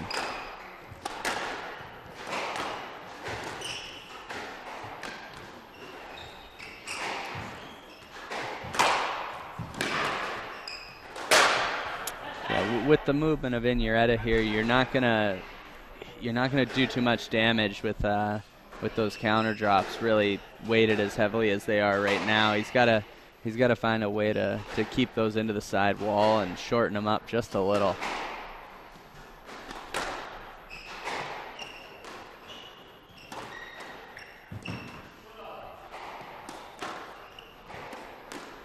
Azana's definitely looking a little bit laboured in his movement. He's obviously a heavy guy.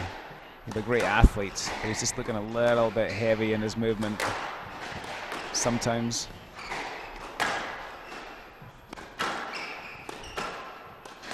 He's fit and he's strong, and he'll obviously keep on going. That's great. That's really his best play, as far as I can see. Like with his type of game, that's his best play, where he builds his pressure with his length. He gets his good position, sticks in the low drop or half kill, and then hunts that cross court. And he's got that great base. Look at that base with his feet, back foot set up onto the front foot, and just playing that winning shot. It's hard to get around him there. Yeah, because he's not going to be the guy who's carving in winners left, right, and center, and really softening up the ball into the nick.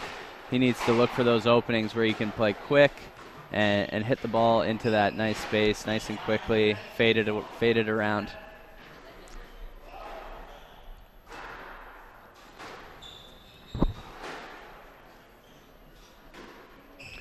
Well, there's a bit of a character test here for Inureta.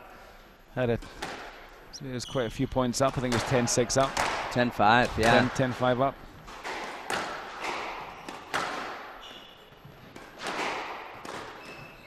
But I don't like that boast. Yeah, you said that last game, and we've seen it a lot actually.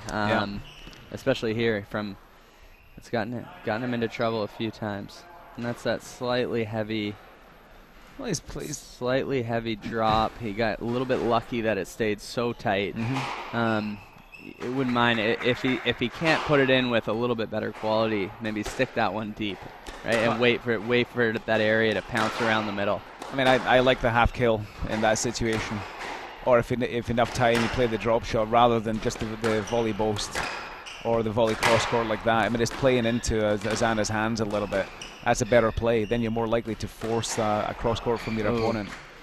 A little bit lucky, but Inureta did enough work to force the mistake and get the first game. Yeah, good action there to come back and make that one close. You drop a first game like that, 11-5, really quickly. It's hard to get into the next game with confidence, and he at least built a little bit of momentum back for himself there to close out, 4 out of the last 5 or 6 points, but just too big of a hole. And there's a lot of information. There's a lot of information that they picked up about each other. I mean, it seems like they probably know each other pretty well anyway, but there's certainly information about how they're playing on the day. I think whenever you're boasting and cross-courting against Ozana, I mean, you've got to expect that he's going to be in the way, and he's probably going to play maybe not a devastating shot, but a pretty decent shot. Usually straight drop, straight drive, from that loose cross. So Inureta's got to be careful. If once he builds his pressure and he goes cross-court or volley boasts, it's he's moving him. It's a kind of long-term play. He's kind of moving Ozana, and maybe he's going to get a little bit tired or heavy or slow. But in the moment, it doesn't seem to be doing that much damage. Yeah, and like you said, I think it's when you're 10-5 up, 10-6 up, 10-7 up, like you maybe go away from that point in that situation and try and glue that ball to the wall, force a stroke, especially when you try it 2-3 times and you're not getting the reward. Is Lolly Gillen, former president of Squash Canada, still involved? Big time doubles. Hardball doubles player. Well, just done so much work for Squash Canada, and still does. Now representing Canada on the world stage.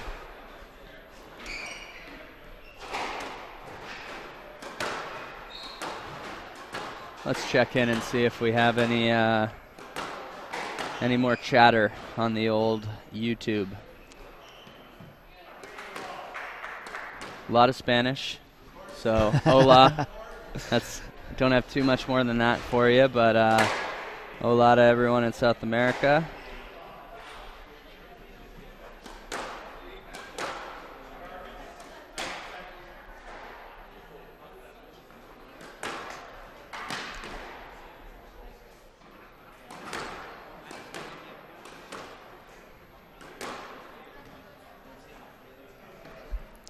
Wonder if I can flash in a recruiting thing at some point.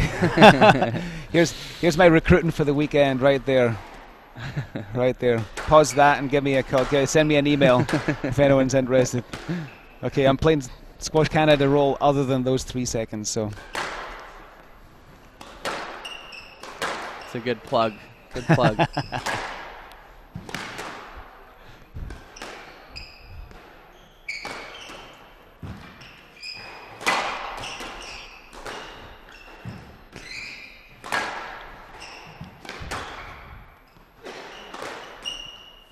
That's the second little hard-working boast, and the first one was a heavy lunge, and that second one did some damage as well. So. Well, that makes sense. From that area, that makes sense because he's got some space and he's got the opportunity of hitting that low hard down length. So Ozana has to cover that ball, so then when the working boast comes in, it's going to be effective.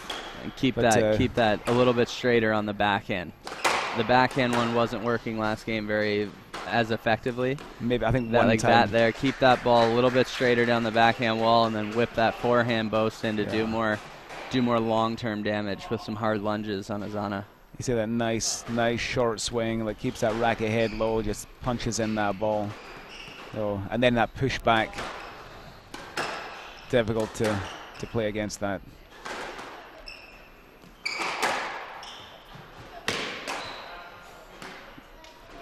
Good start here for Inureta.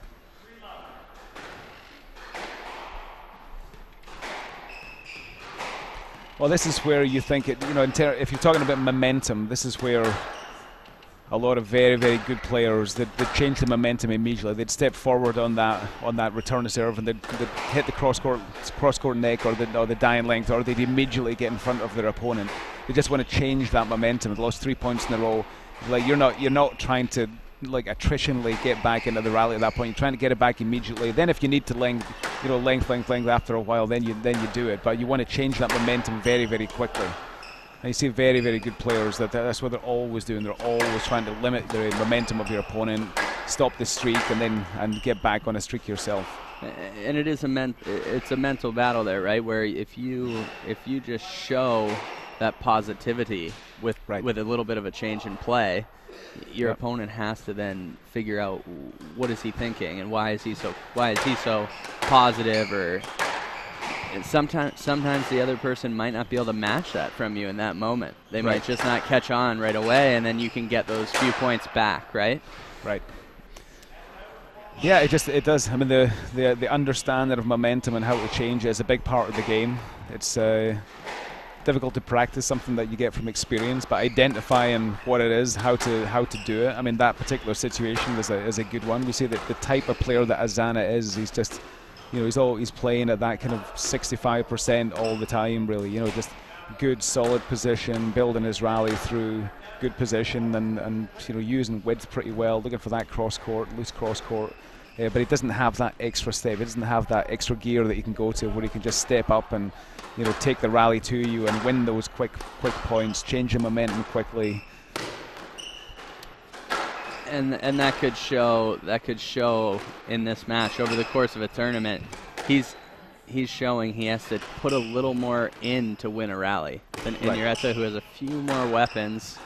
And, you know, I don't know how many games total these guys played, but as we said, there's a big-time quarterfinal for Azana.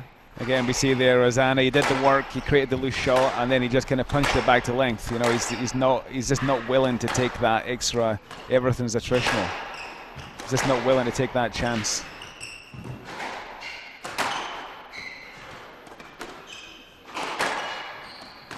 Well, that's better. That's again, a good shutout. Yeah. Again, it's position, right? I mean, that's how he's winning his rally. It's just good position. Very hard to get around there. He takes his space. You know, both feet set up. Very hard to get around. Pushes back into the middle. Quicker through the ball too there than he sometimes is. So just get the ball into that hole really quickly. That was pretty good. Yeah, that was. Ooh, he was there. Really good footwork. Yep.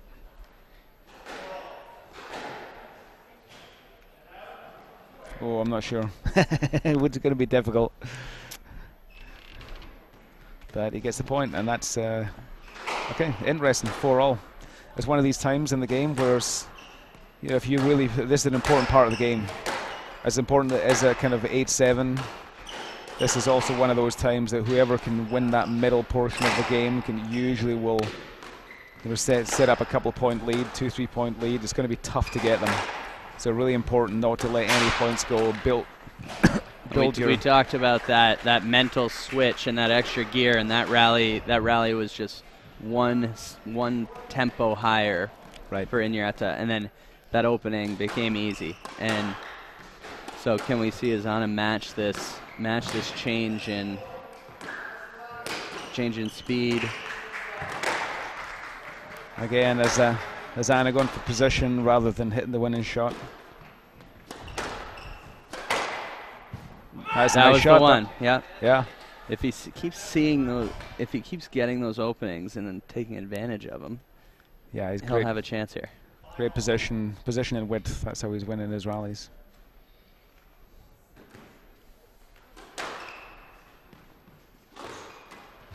And another chance. It's a good ball. And a little bit predictable.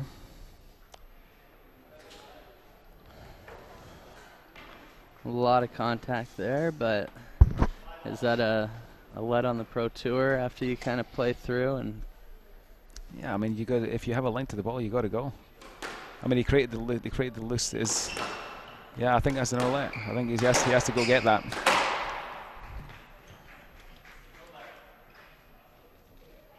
I think that was a lit. I would actually. I think the ball came out. I mean, you have to again. You have too deep. It comes up too much. It comes up too to much, reward it, yeah. but. But the referee made his point, though. You know, it's like if you're creating the loose shot, you kind of got to go get it. Yep.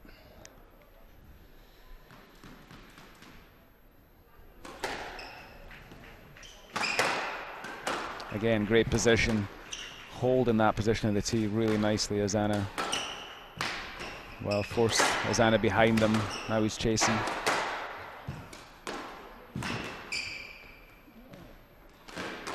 Well, this is it, folks. This is the meat of the game right here. This is where it all counts. You see the guys stepping up. There's more urgency about their games. Whoever dominates this little bit of an area, certainly if Inureta can dominate this time, you'll probably go 2-love up. Another good positional shot from the midcourt. He's won 3, 4, 5 rallies now with that tight straight ball fading away, and then just a little variation with the cross. And yeah, that was a nice variation actually. Yeah, he's been playing straight really nicely, and then he just faded that ball across. It was a good choice at that crucial moment as well. And you sometimes get the boxing references when talking about squash because of the close quarters, one-on-one, kind of feel each other out battle. And in the boxing match over the weekend with the good Ukrainian fighter, I can't remember his name off the top of my head, but his first 2 rounds there was no action whatsoever, and it was a lot of footwork and a lot of feel and just kind of feeling each other out, and then all of a sudden there was just a rise in tempo. Boom, and just yeah, boom, like striking on both sides, and that's kind of what we just got in the middle of this game here, which was awesome. But again, it's the Inureta. He's not responding to the fact that, I mean, so again, it's position, still position with Ozana, position and width every single time. That's how he's winning. Just stretching himself across the middle, making himself tough to go around, and then playing that great straight ball, usually straight ball. Did a nice fade last time, but Inureta's got to respond to that. He's got to get Ozana in the corners, past his racket, and the Boast is probably not going to be the shot to do it. Again, great position and width, and again. And it's good work by Ozana recognizing that he didn't seem to have a way to win a rally last game, like a consistent way. And there's another nice variation. Well, that's impressive. You know, he's for one of the first winners he's gone for, and it's actually the right time, right score. And this is the first really crucial time we've had in the match, and it's Ozana that's come through. Surprisingly, actually, it's not. We didn't predict that. It's he's really stepped up. Inureta not quite making the right choices in the right times. Yeah, a lot of angle off these cross courts. Good hustle from both players. Beauty. That's an outlet.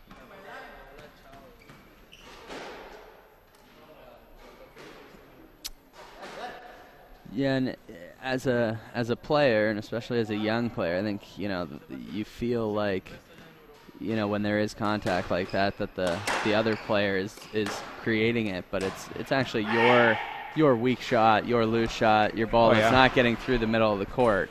And so Ozana just taking advantage of those balls really nicely right now, putting some in short, putting some in deep, keeping that opponent not being able to guess which side of his hip to go around. Right.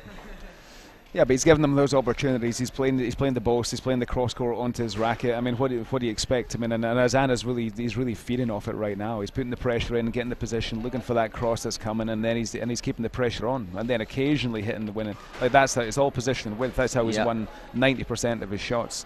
And it's hard to play against, and the more you panic, the more you're just going to hit hard and hit cross court and boast it. And what he really needs to do is actually measure out his length a little bit better when he's going short and straight. And really be very disciplined about how he's going to play. And if you have to go through let after let after let, you do it.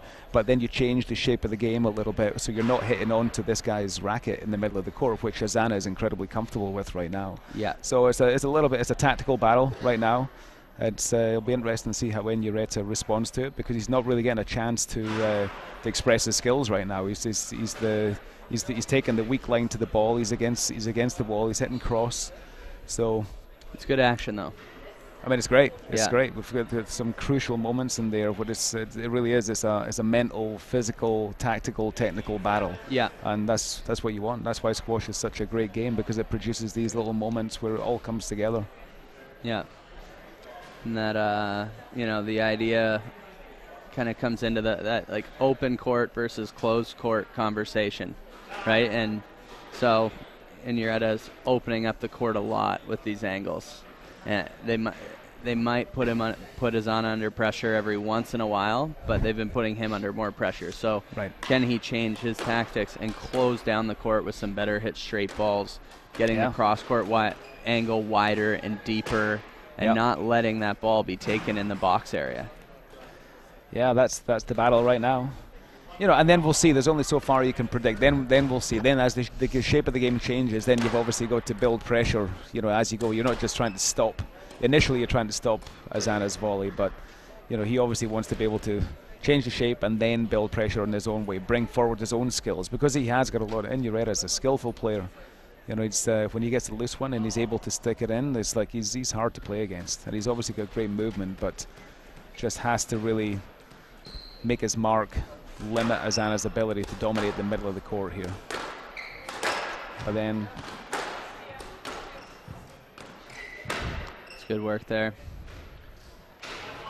Just kind of found the angle. He's not necessarily putting in, like we said earlier, he's not a super finesse player, but he's just really faded every one of his attacking balls into the side wall better.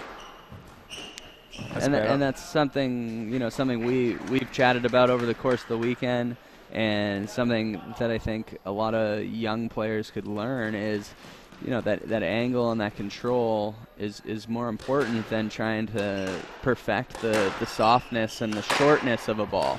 There are certain times when that is going to be the best way to attack someone, but it's kind of few and far between. If your angle's right and you're hitting those floorboards and you're fading balls into the side wall, you've got that natural defense. I mean, that's when you're building pressure, that's really what you're trying to do in all your straight balls. You're trying to hit the floorboards. You're trying to build, using width and position is another way to create pressure, right? But then when you get the loose ball, you're not trying to just build pressure, and you're trying to put the ball away. So Azana, it looked as though he kind of struggled a little bit with that, but he's been so successful with his width and position that he's only really had to go for the winning shot maybe once or twice, and that's it. And he's hit it in that second game. So I don't think we're seeing this from Inureta. I think he's trying to hit the ball harder. He's still going cross. He's not really. If he can close the game down, I mean, one thing that you can do here is just like every single thing that comes to you, you go straight. Cross comes, you go straight. Both comes, you do the straight drop. Just for a while, just to kind of get that position back, get the middle back, force your opponent to take some awkward lines to the ball. But I just don't know. Again, there's Inureta just opening the court up again. And we've just seen a good little mental switch from Azana, like from that always slow to injecting some pace with his movement and injecting some kind of forward stepping, positive movement. I think it was about his. I mean, it's all really about his width. I mean, he really has got that kind of Thierry Lanku kind of middle T domination, and then it's just not devastating shots, but just like the combination of his position and the ability to be able to hit straight and tight and forcing his opponent to kind of counter drop or lift cross court or boast, and then he's just using this movement to be all over it, and you're a big space to get round at that point. Yeah. And he seems to be doing it well. If he can impose that and Inureta doesn't respond, as long as he's not making mistakes on his volley kind of half kill, then I think he's going to be hard to break down.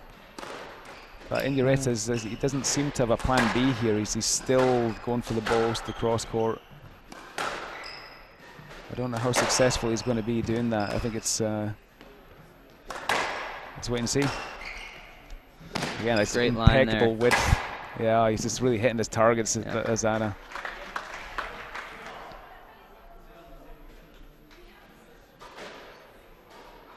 Inureta not really giving himself time to breathe and settle on the tee either. That a little bit of an opening, and he's throwing the ball somewhere and trying to maybe create from a shot that has the risk of putting you out of position.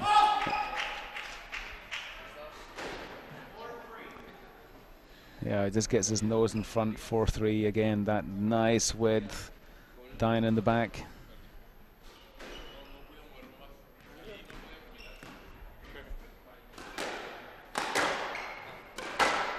I mean, realistically, that's actually the first time that Azana's been ahead in the whole match. 4-3 up, 1-all, 4-3. So if he can build on this, his big side, then he go 5-3. He knows this is a huge time in the match. So not only is he ahead in the score, but he's also ahead in momentum, and he's ahead mentally as well. He's dominating the court. Yeah, and you see that a little. You can just see that in their body language right now. So Ken Inureta kind of, a little slip.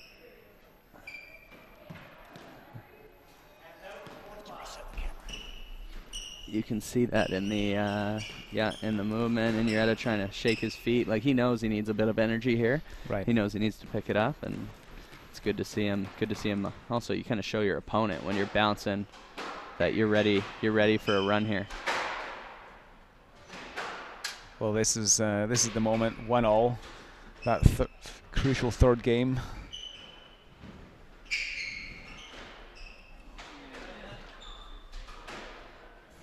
Yeah, a little error on the cross-court drop.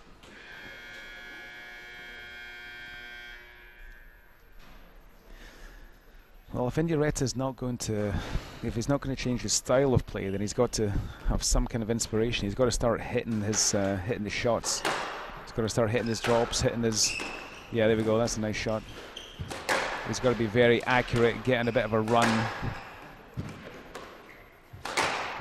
Good change in pace. Going on the offensive, and it rewarded for it.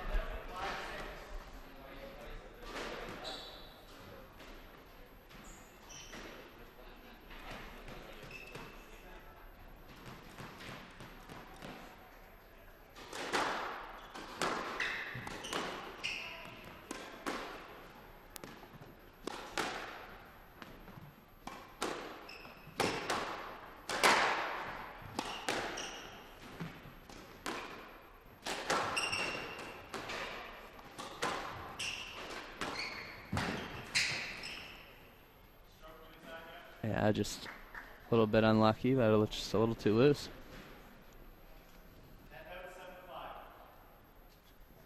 Well, he got away with that. Yeah, do I go between my legs? Do I go behind my back? Maybe just open up.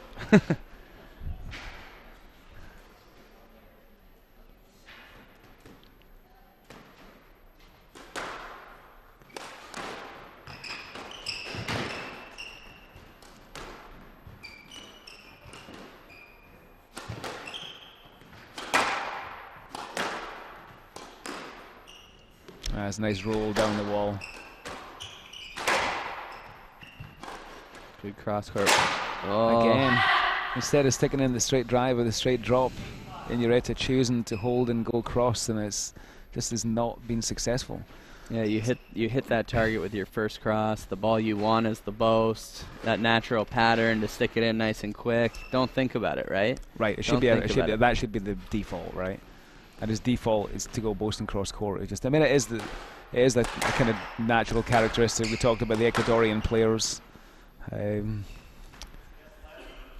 know, when you play at altitude with a fast ball and it's very physical and it really plays on your lungs, like you do tend to play. The players are playing like fast plays, both cross court all the time. There's very little play, like, you know, structured straight. Using that width is another way to build, and as another way to build pressure. Using the volley, it doesn't tend to be the type of style that the guys at altitude. I don't know if Inureta's from Mexico City, but certainly plays a little bit like he's from Mexico City. Good straight lift.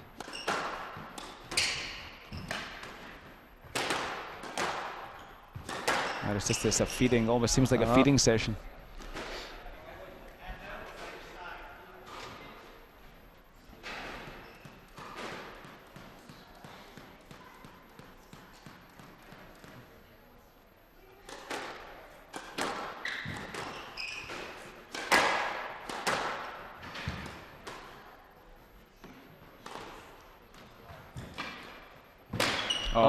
Nice change up. Handy. Well, it was set up by that incredibly good cross-court lob. Defensive lob turned into an incredibly good attacking play. There we go. Over his head, moves forward, forces the post, and then shows the drive, actually. Lifts the racket up, but then, yeah, keeps his elbow nice and low and just punches in that little drop for a winner. And a beautiful rally.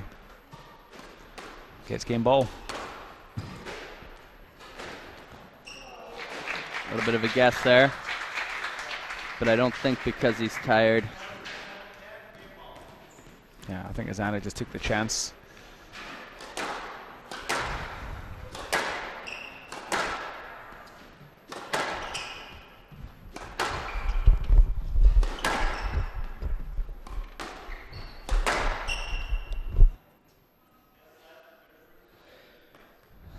Okay, so we have 3 match balls here for Azana. Game balls. 3 game balls. Excuse me, for Azana to try and close out this 3rd game. Let's see if he sticks with what working. Ooh. Beauty. Yeah, it's a good stretch.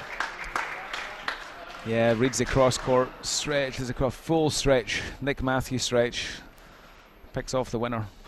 It's good strength in that movement. Oh, Hitting yeah. that volley without any feet on the ground, but just like, you know, solid core, Yeah. good solid arm strength just to get that ball in there with a bit of touch. Yeah, there's that wed tight. Yeah, he's been playing that so well.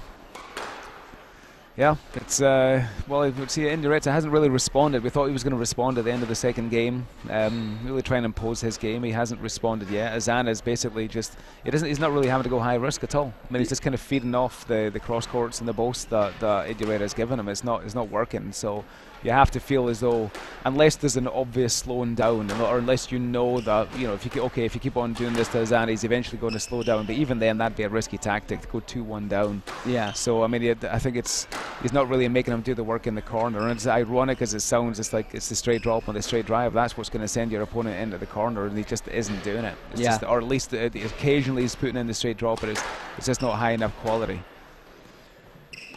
Yeah, So and it, not an energy thing, not a not that he's not mentally going for it, but just that tactical change, right? Well, that'll change the dynamic of the match, without question. Oh yeah, Yeah. I mean, that's really what it's about. I mean, tactics do work, right? I mean, that's one of the reasons why coaches earn their wage, you know, is because they can provide the right information at the right time. And it's obvious that Indirecta needs some intervention here, because he's got the capability of winning this. He certainly has the capability of winning this match. He's got the skills to, but it's just he's not managing to do it at the right time. He's playing into Azana's game, and Azana's taking advantage of it. And it's going to be difficult to break him down unless he changes.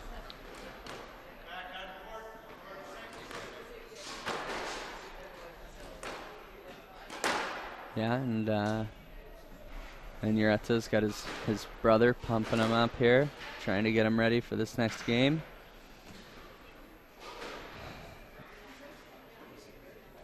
Start of this game's crucial too. I mean, can you give him that different look? Can you straighten out the ball? Can you close down the court?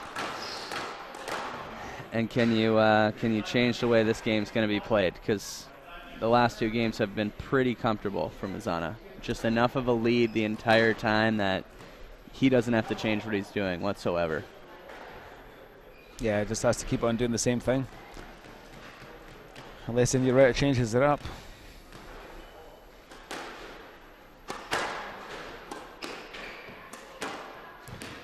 Good straight drive, straight combo to start the game. It's a good start. Yeah, that's good coaching. Just simple. Gets the floorboards perfect. Tight.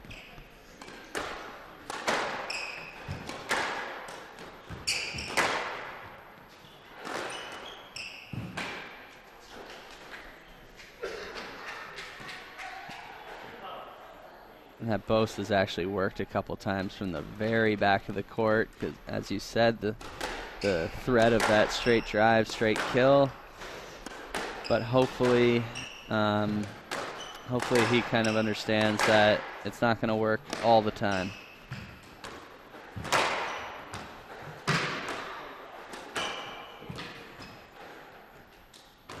Straight drop. Couple of good straight drops.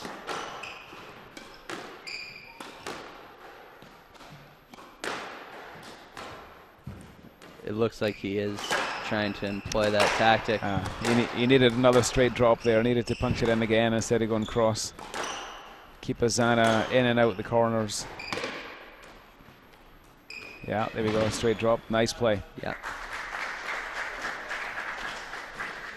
And you just noticed there was a few drops in the last couple rallies that weren't of that high of quality, but he's not getting killed on the back end of them as much.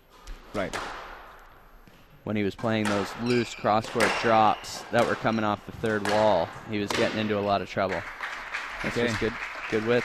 All right, squeezing drops and width. I mean, it's he's not religiously devoting himself to it, but he's certainly winning his points from doing that.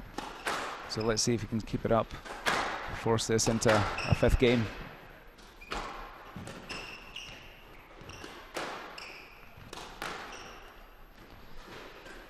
Yeah, using height to force Ozana back.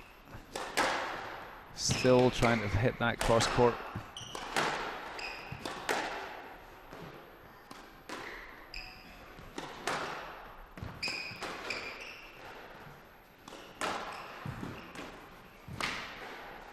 It's good width, good answer there. He needed that one. Yeah, it's tight and the good position.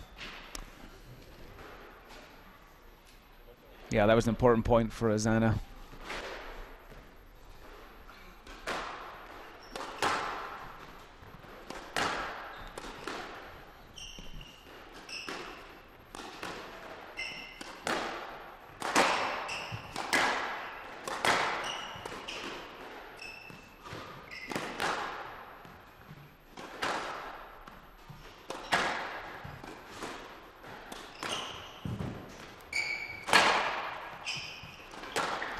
That's one of the first straight drives from the front we've seen from Inureta.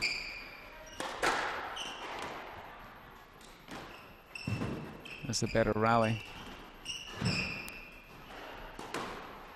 Yeah, he's really keeping the ball away from Ozana's volley now. It's much better. Yep, that's much better.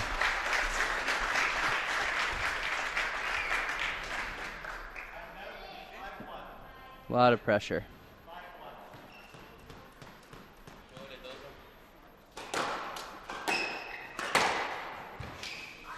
That's going to be too good. And so the tactical answer came early, and then that's impressive. Fast racket head. Yeah, he's keeping the ball away from Inureta's keeping the ball away from Ozana's racket, especially on the cross court.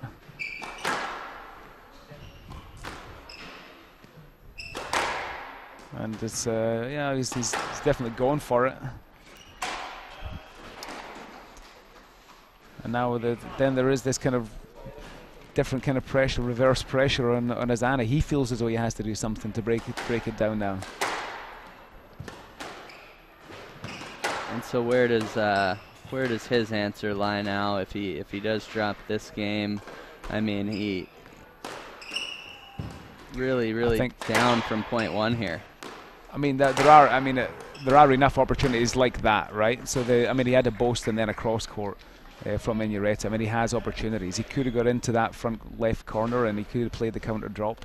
Instead, he got the cross court and he played the straight drop. So I mean, he still is getting opportunities. I don't know. So it's not, like I say, it's not like Inureta is religiously following this tactical plan. He's still he's just doing a slightly better job of keeping the ball away from Ozana's racket around the middle of the court. Yeah, and that one's a risk you probably don't need to take there, but he's got a little window still.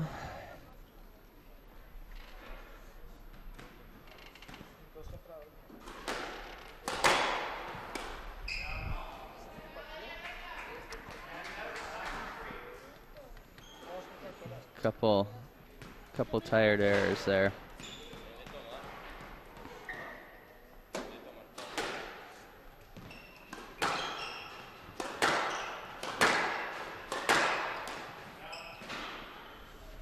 Okay, well, it looks as though we're going to see a fifth game. And it'll be interesting. I mean, I think it's, you know, are you going to... I think Azana might have to change a little bit. But again, that's what he wants to do. Yeah. He wants to dominate from the middle. And especially straightening off the cross with that drop half kill. Just has to make sure he's not getting down 3-4 points to start the Right, match. right. And so, Well, this final match of the tournament here for us, and we're going the distance.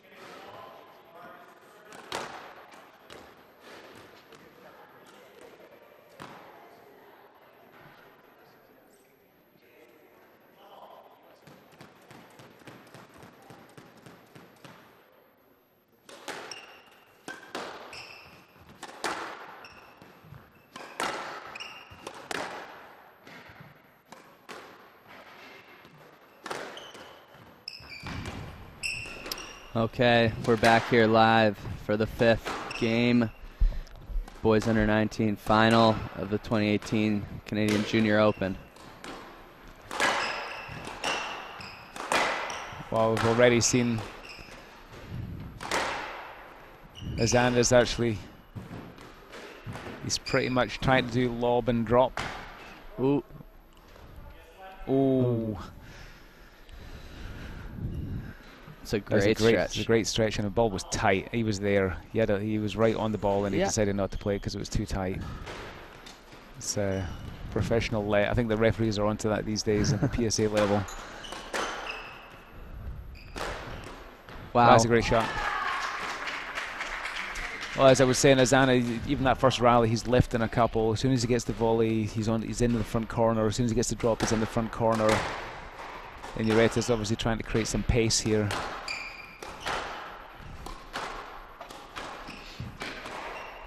Yeah, that's better. It's better straight play.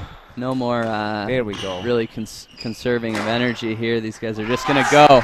That's it. This is what we've been waiting for. This is what we've been waiting in Ureta to do for the last couple of games. Just build his rally straight. Take away that volley from Azania. So he's doing it. Let's see if he can keep it up.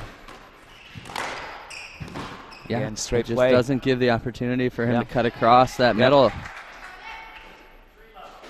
But two really short balls there from Azana. He's got to get the ball through the court here. Well, he can use height. He did use height in the first rally. Let's see if he can still use height. I think that would be the play. Really try to get back to the middle, feel comfortable in the middle, hit an accurate enough length to force a loose shot on the volley. then use his position, use his width. It's worked so well for him so far. The only problem is you don't want to leave that ball short, otherwise Inureta's going to keep on putting pressure, attacking. He doesn't need to play fast to get his opportunities, where Inureta's kind of thriving in those quick points where he can throw in something really quick, whether it's that hard forehand boast, whether it's that kind of snap backhand cross, he's snap backhand straight, low drive. Oh, that's beauty. good there. He's got to wait for those opportunities to open up. Yeah, just drops that racket. It's keeps a great position, really solid, and just punches in that drop. Looks like we've got a pretty full house on the front wall there. Full house on the back wall. It's good stuff. Yeah, it's been a nice fair match. This neither guy really fishing for anything. Very impressive. Great to all the junior match, all the finals actually have been like that. Great to see.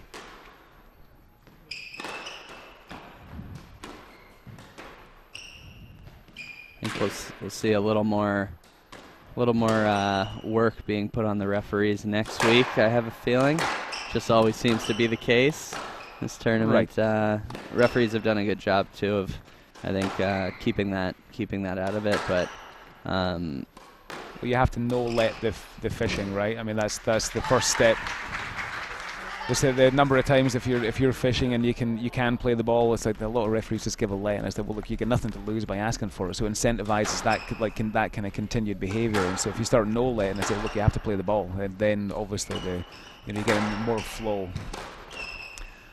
And I certainly prefer that. I think it's you get more like constantly stopping, constantly fishing. It's tough to see. It's not how I think the game should be played, but it's not fun. It's not fun for either player. I think some people get caught up in the competition of it, and they don't want to lose, so they play that way. But it can't be a fun way to play squash throughout a tournament. There again, and Inureta just that slight change up, instead of whacking the ball cross court, punches the ball down the line. And just tight to the wall, and Zana can't lunge onto that ball and use his position and his control off the cross court. Straight drop again, and again. There we go. It's much better than it has been. Ooh, opens it up. Yeah, and wide enough this time. Yeah. Shout out much Sheeran. Better job of keeping that ball away from Zana's volley. Yeah, shout out to Sheeran, one of Windsor's finest up-and-coming squash superstars. And again, past the volley. So it's got to be a stroke. Okay, he's opened up quite a lead here, and you'd have to think his coaches might have been listening to the commentary here. That's straight drop. That's straight drive. Just I'll send an invoice after. Yeah.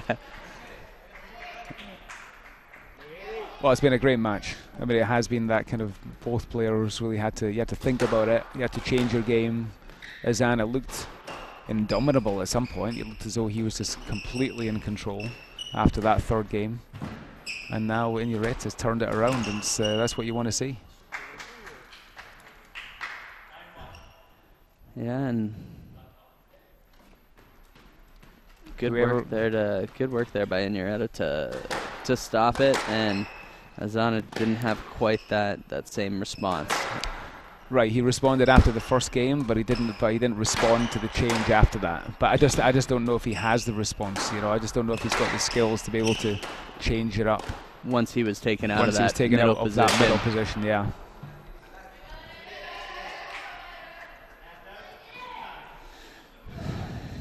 He's a competitor. He's going to dig in here, but it may be a little late.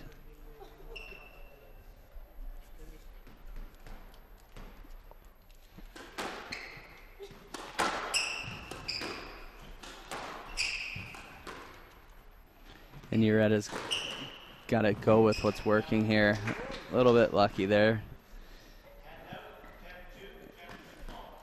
no need to open the court back up now when the straight drop and drive has been doing you so much good. Right, it's such. I mean, stranger things have happened, right enough. Like people have come back from situations like this. You don't want to let your foot off the pedal too much. That's an example right there, right? Ball overhead, tight to the wall. Is there any reason to really try and snap that into the nick there at 10-2? Right. I mean, it's the hardest point to win, right? Maybe. But he did it. Yeah. When you got that many opportunities, guess you can go for a couple. That's great action there. It's been really fun commentating on the under 17s and under 19s final. Great stuff here at White Oaks. Pleasure here. Pleasure doing this with you, Martin. Yeah, it was great, Chris, and I mean, it's just a great display of squash from all of the finalists, but especially the both under 19 finals. It was just there was a little bit of momentum change both times. Some players were in control, then it changed around, and that was a phenomenal match. And it's great to see at the end there as well. Just a lot of respect, and both players, having respect for the other and congratulating each other. And it's they had a great tournament, both of them, obviously. But it was Inureta comes through, wins the title, and a great effort from Ozana coming through, beat Liam Marison in the quarterfinals, #1 seed, and he backed that up when he made the final. And it took a tactical, mental effort from and some discipline from Inureta to come through there. And if he didn't change, Ozana would be the title holder right now. So it's impressive. It's great to see. Good work. So, thanks everyone for tuning in, and have a great evening.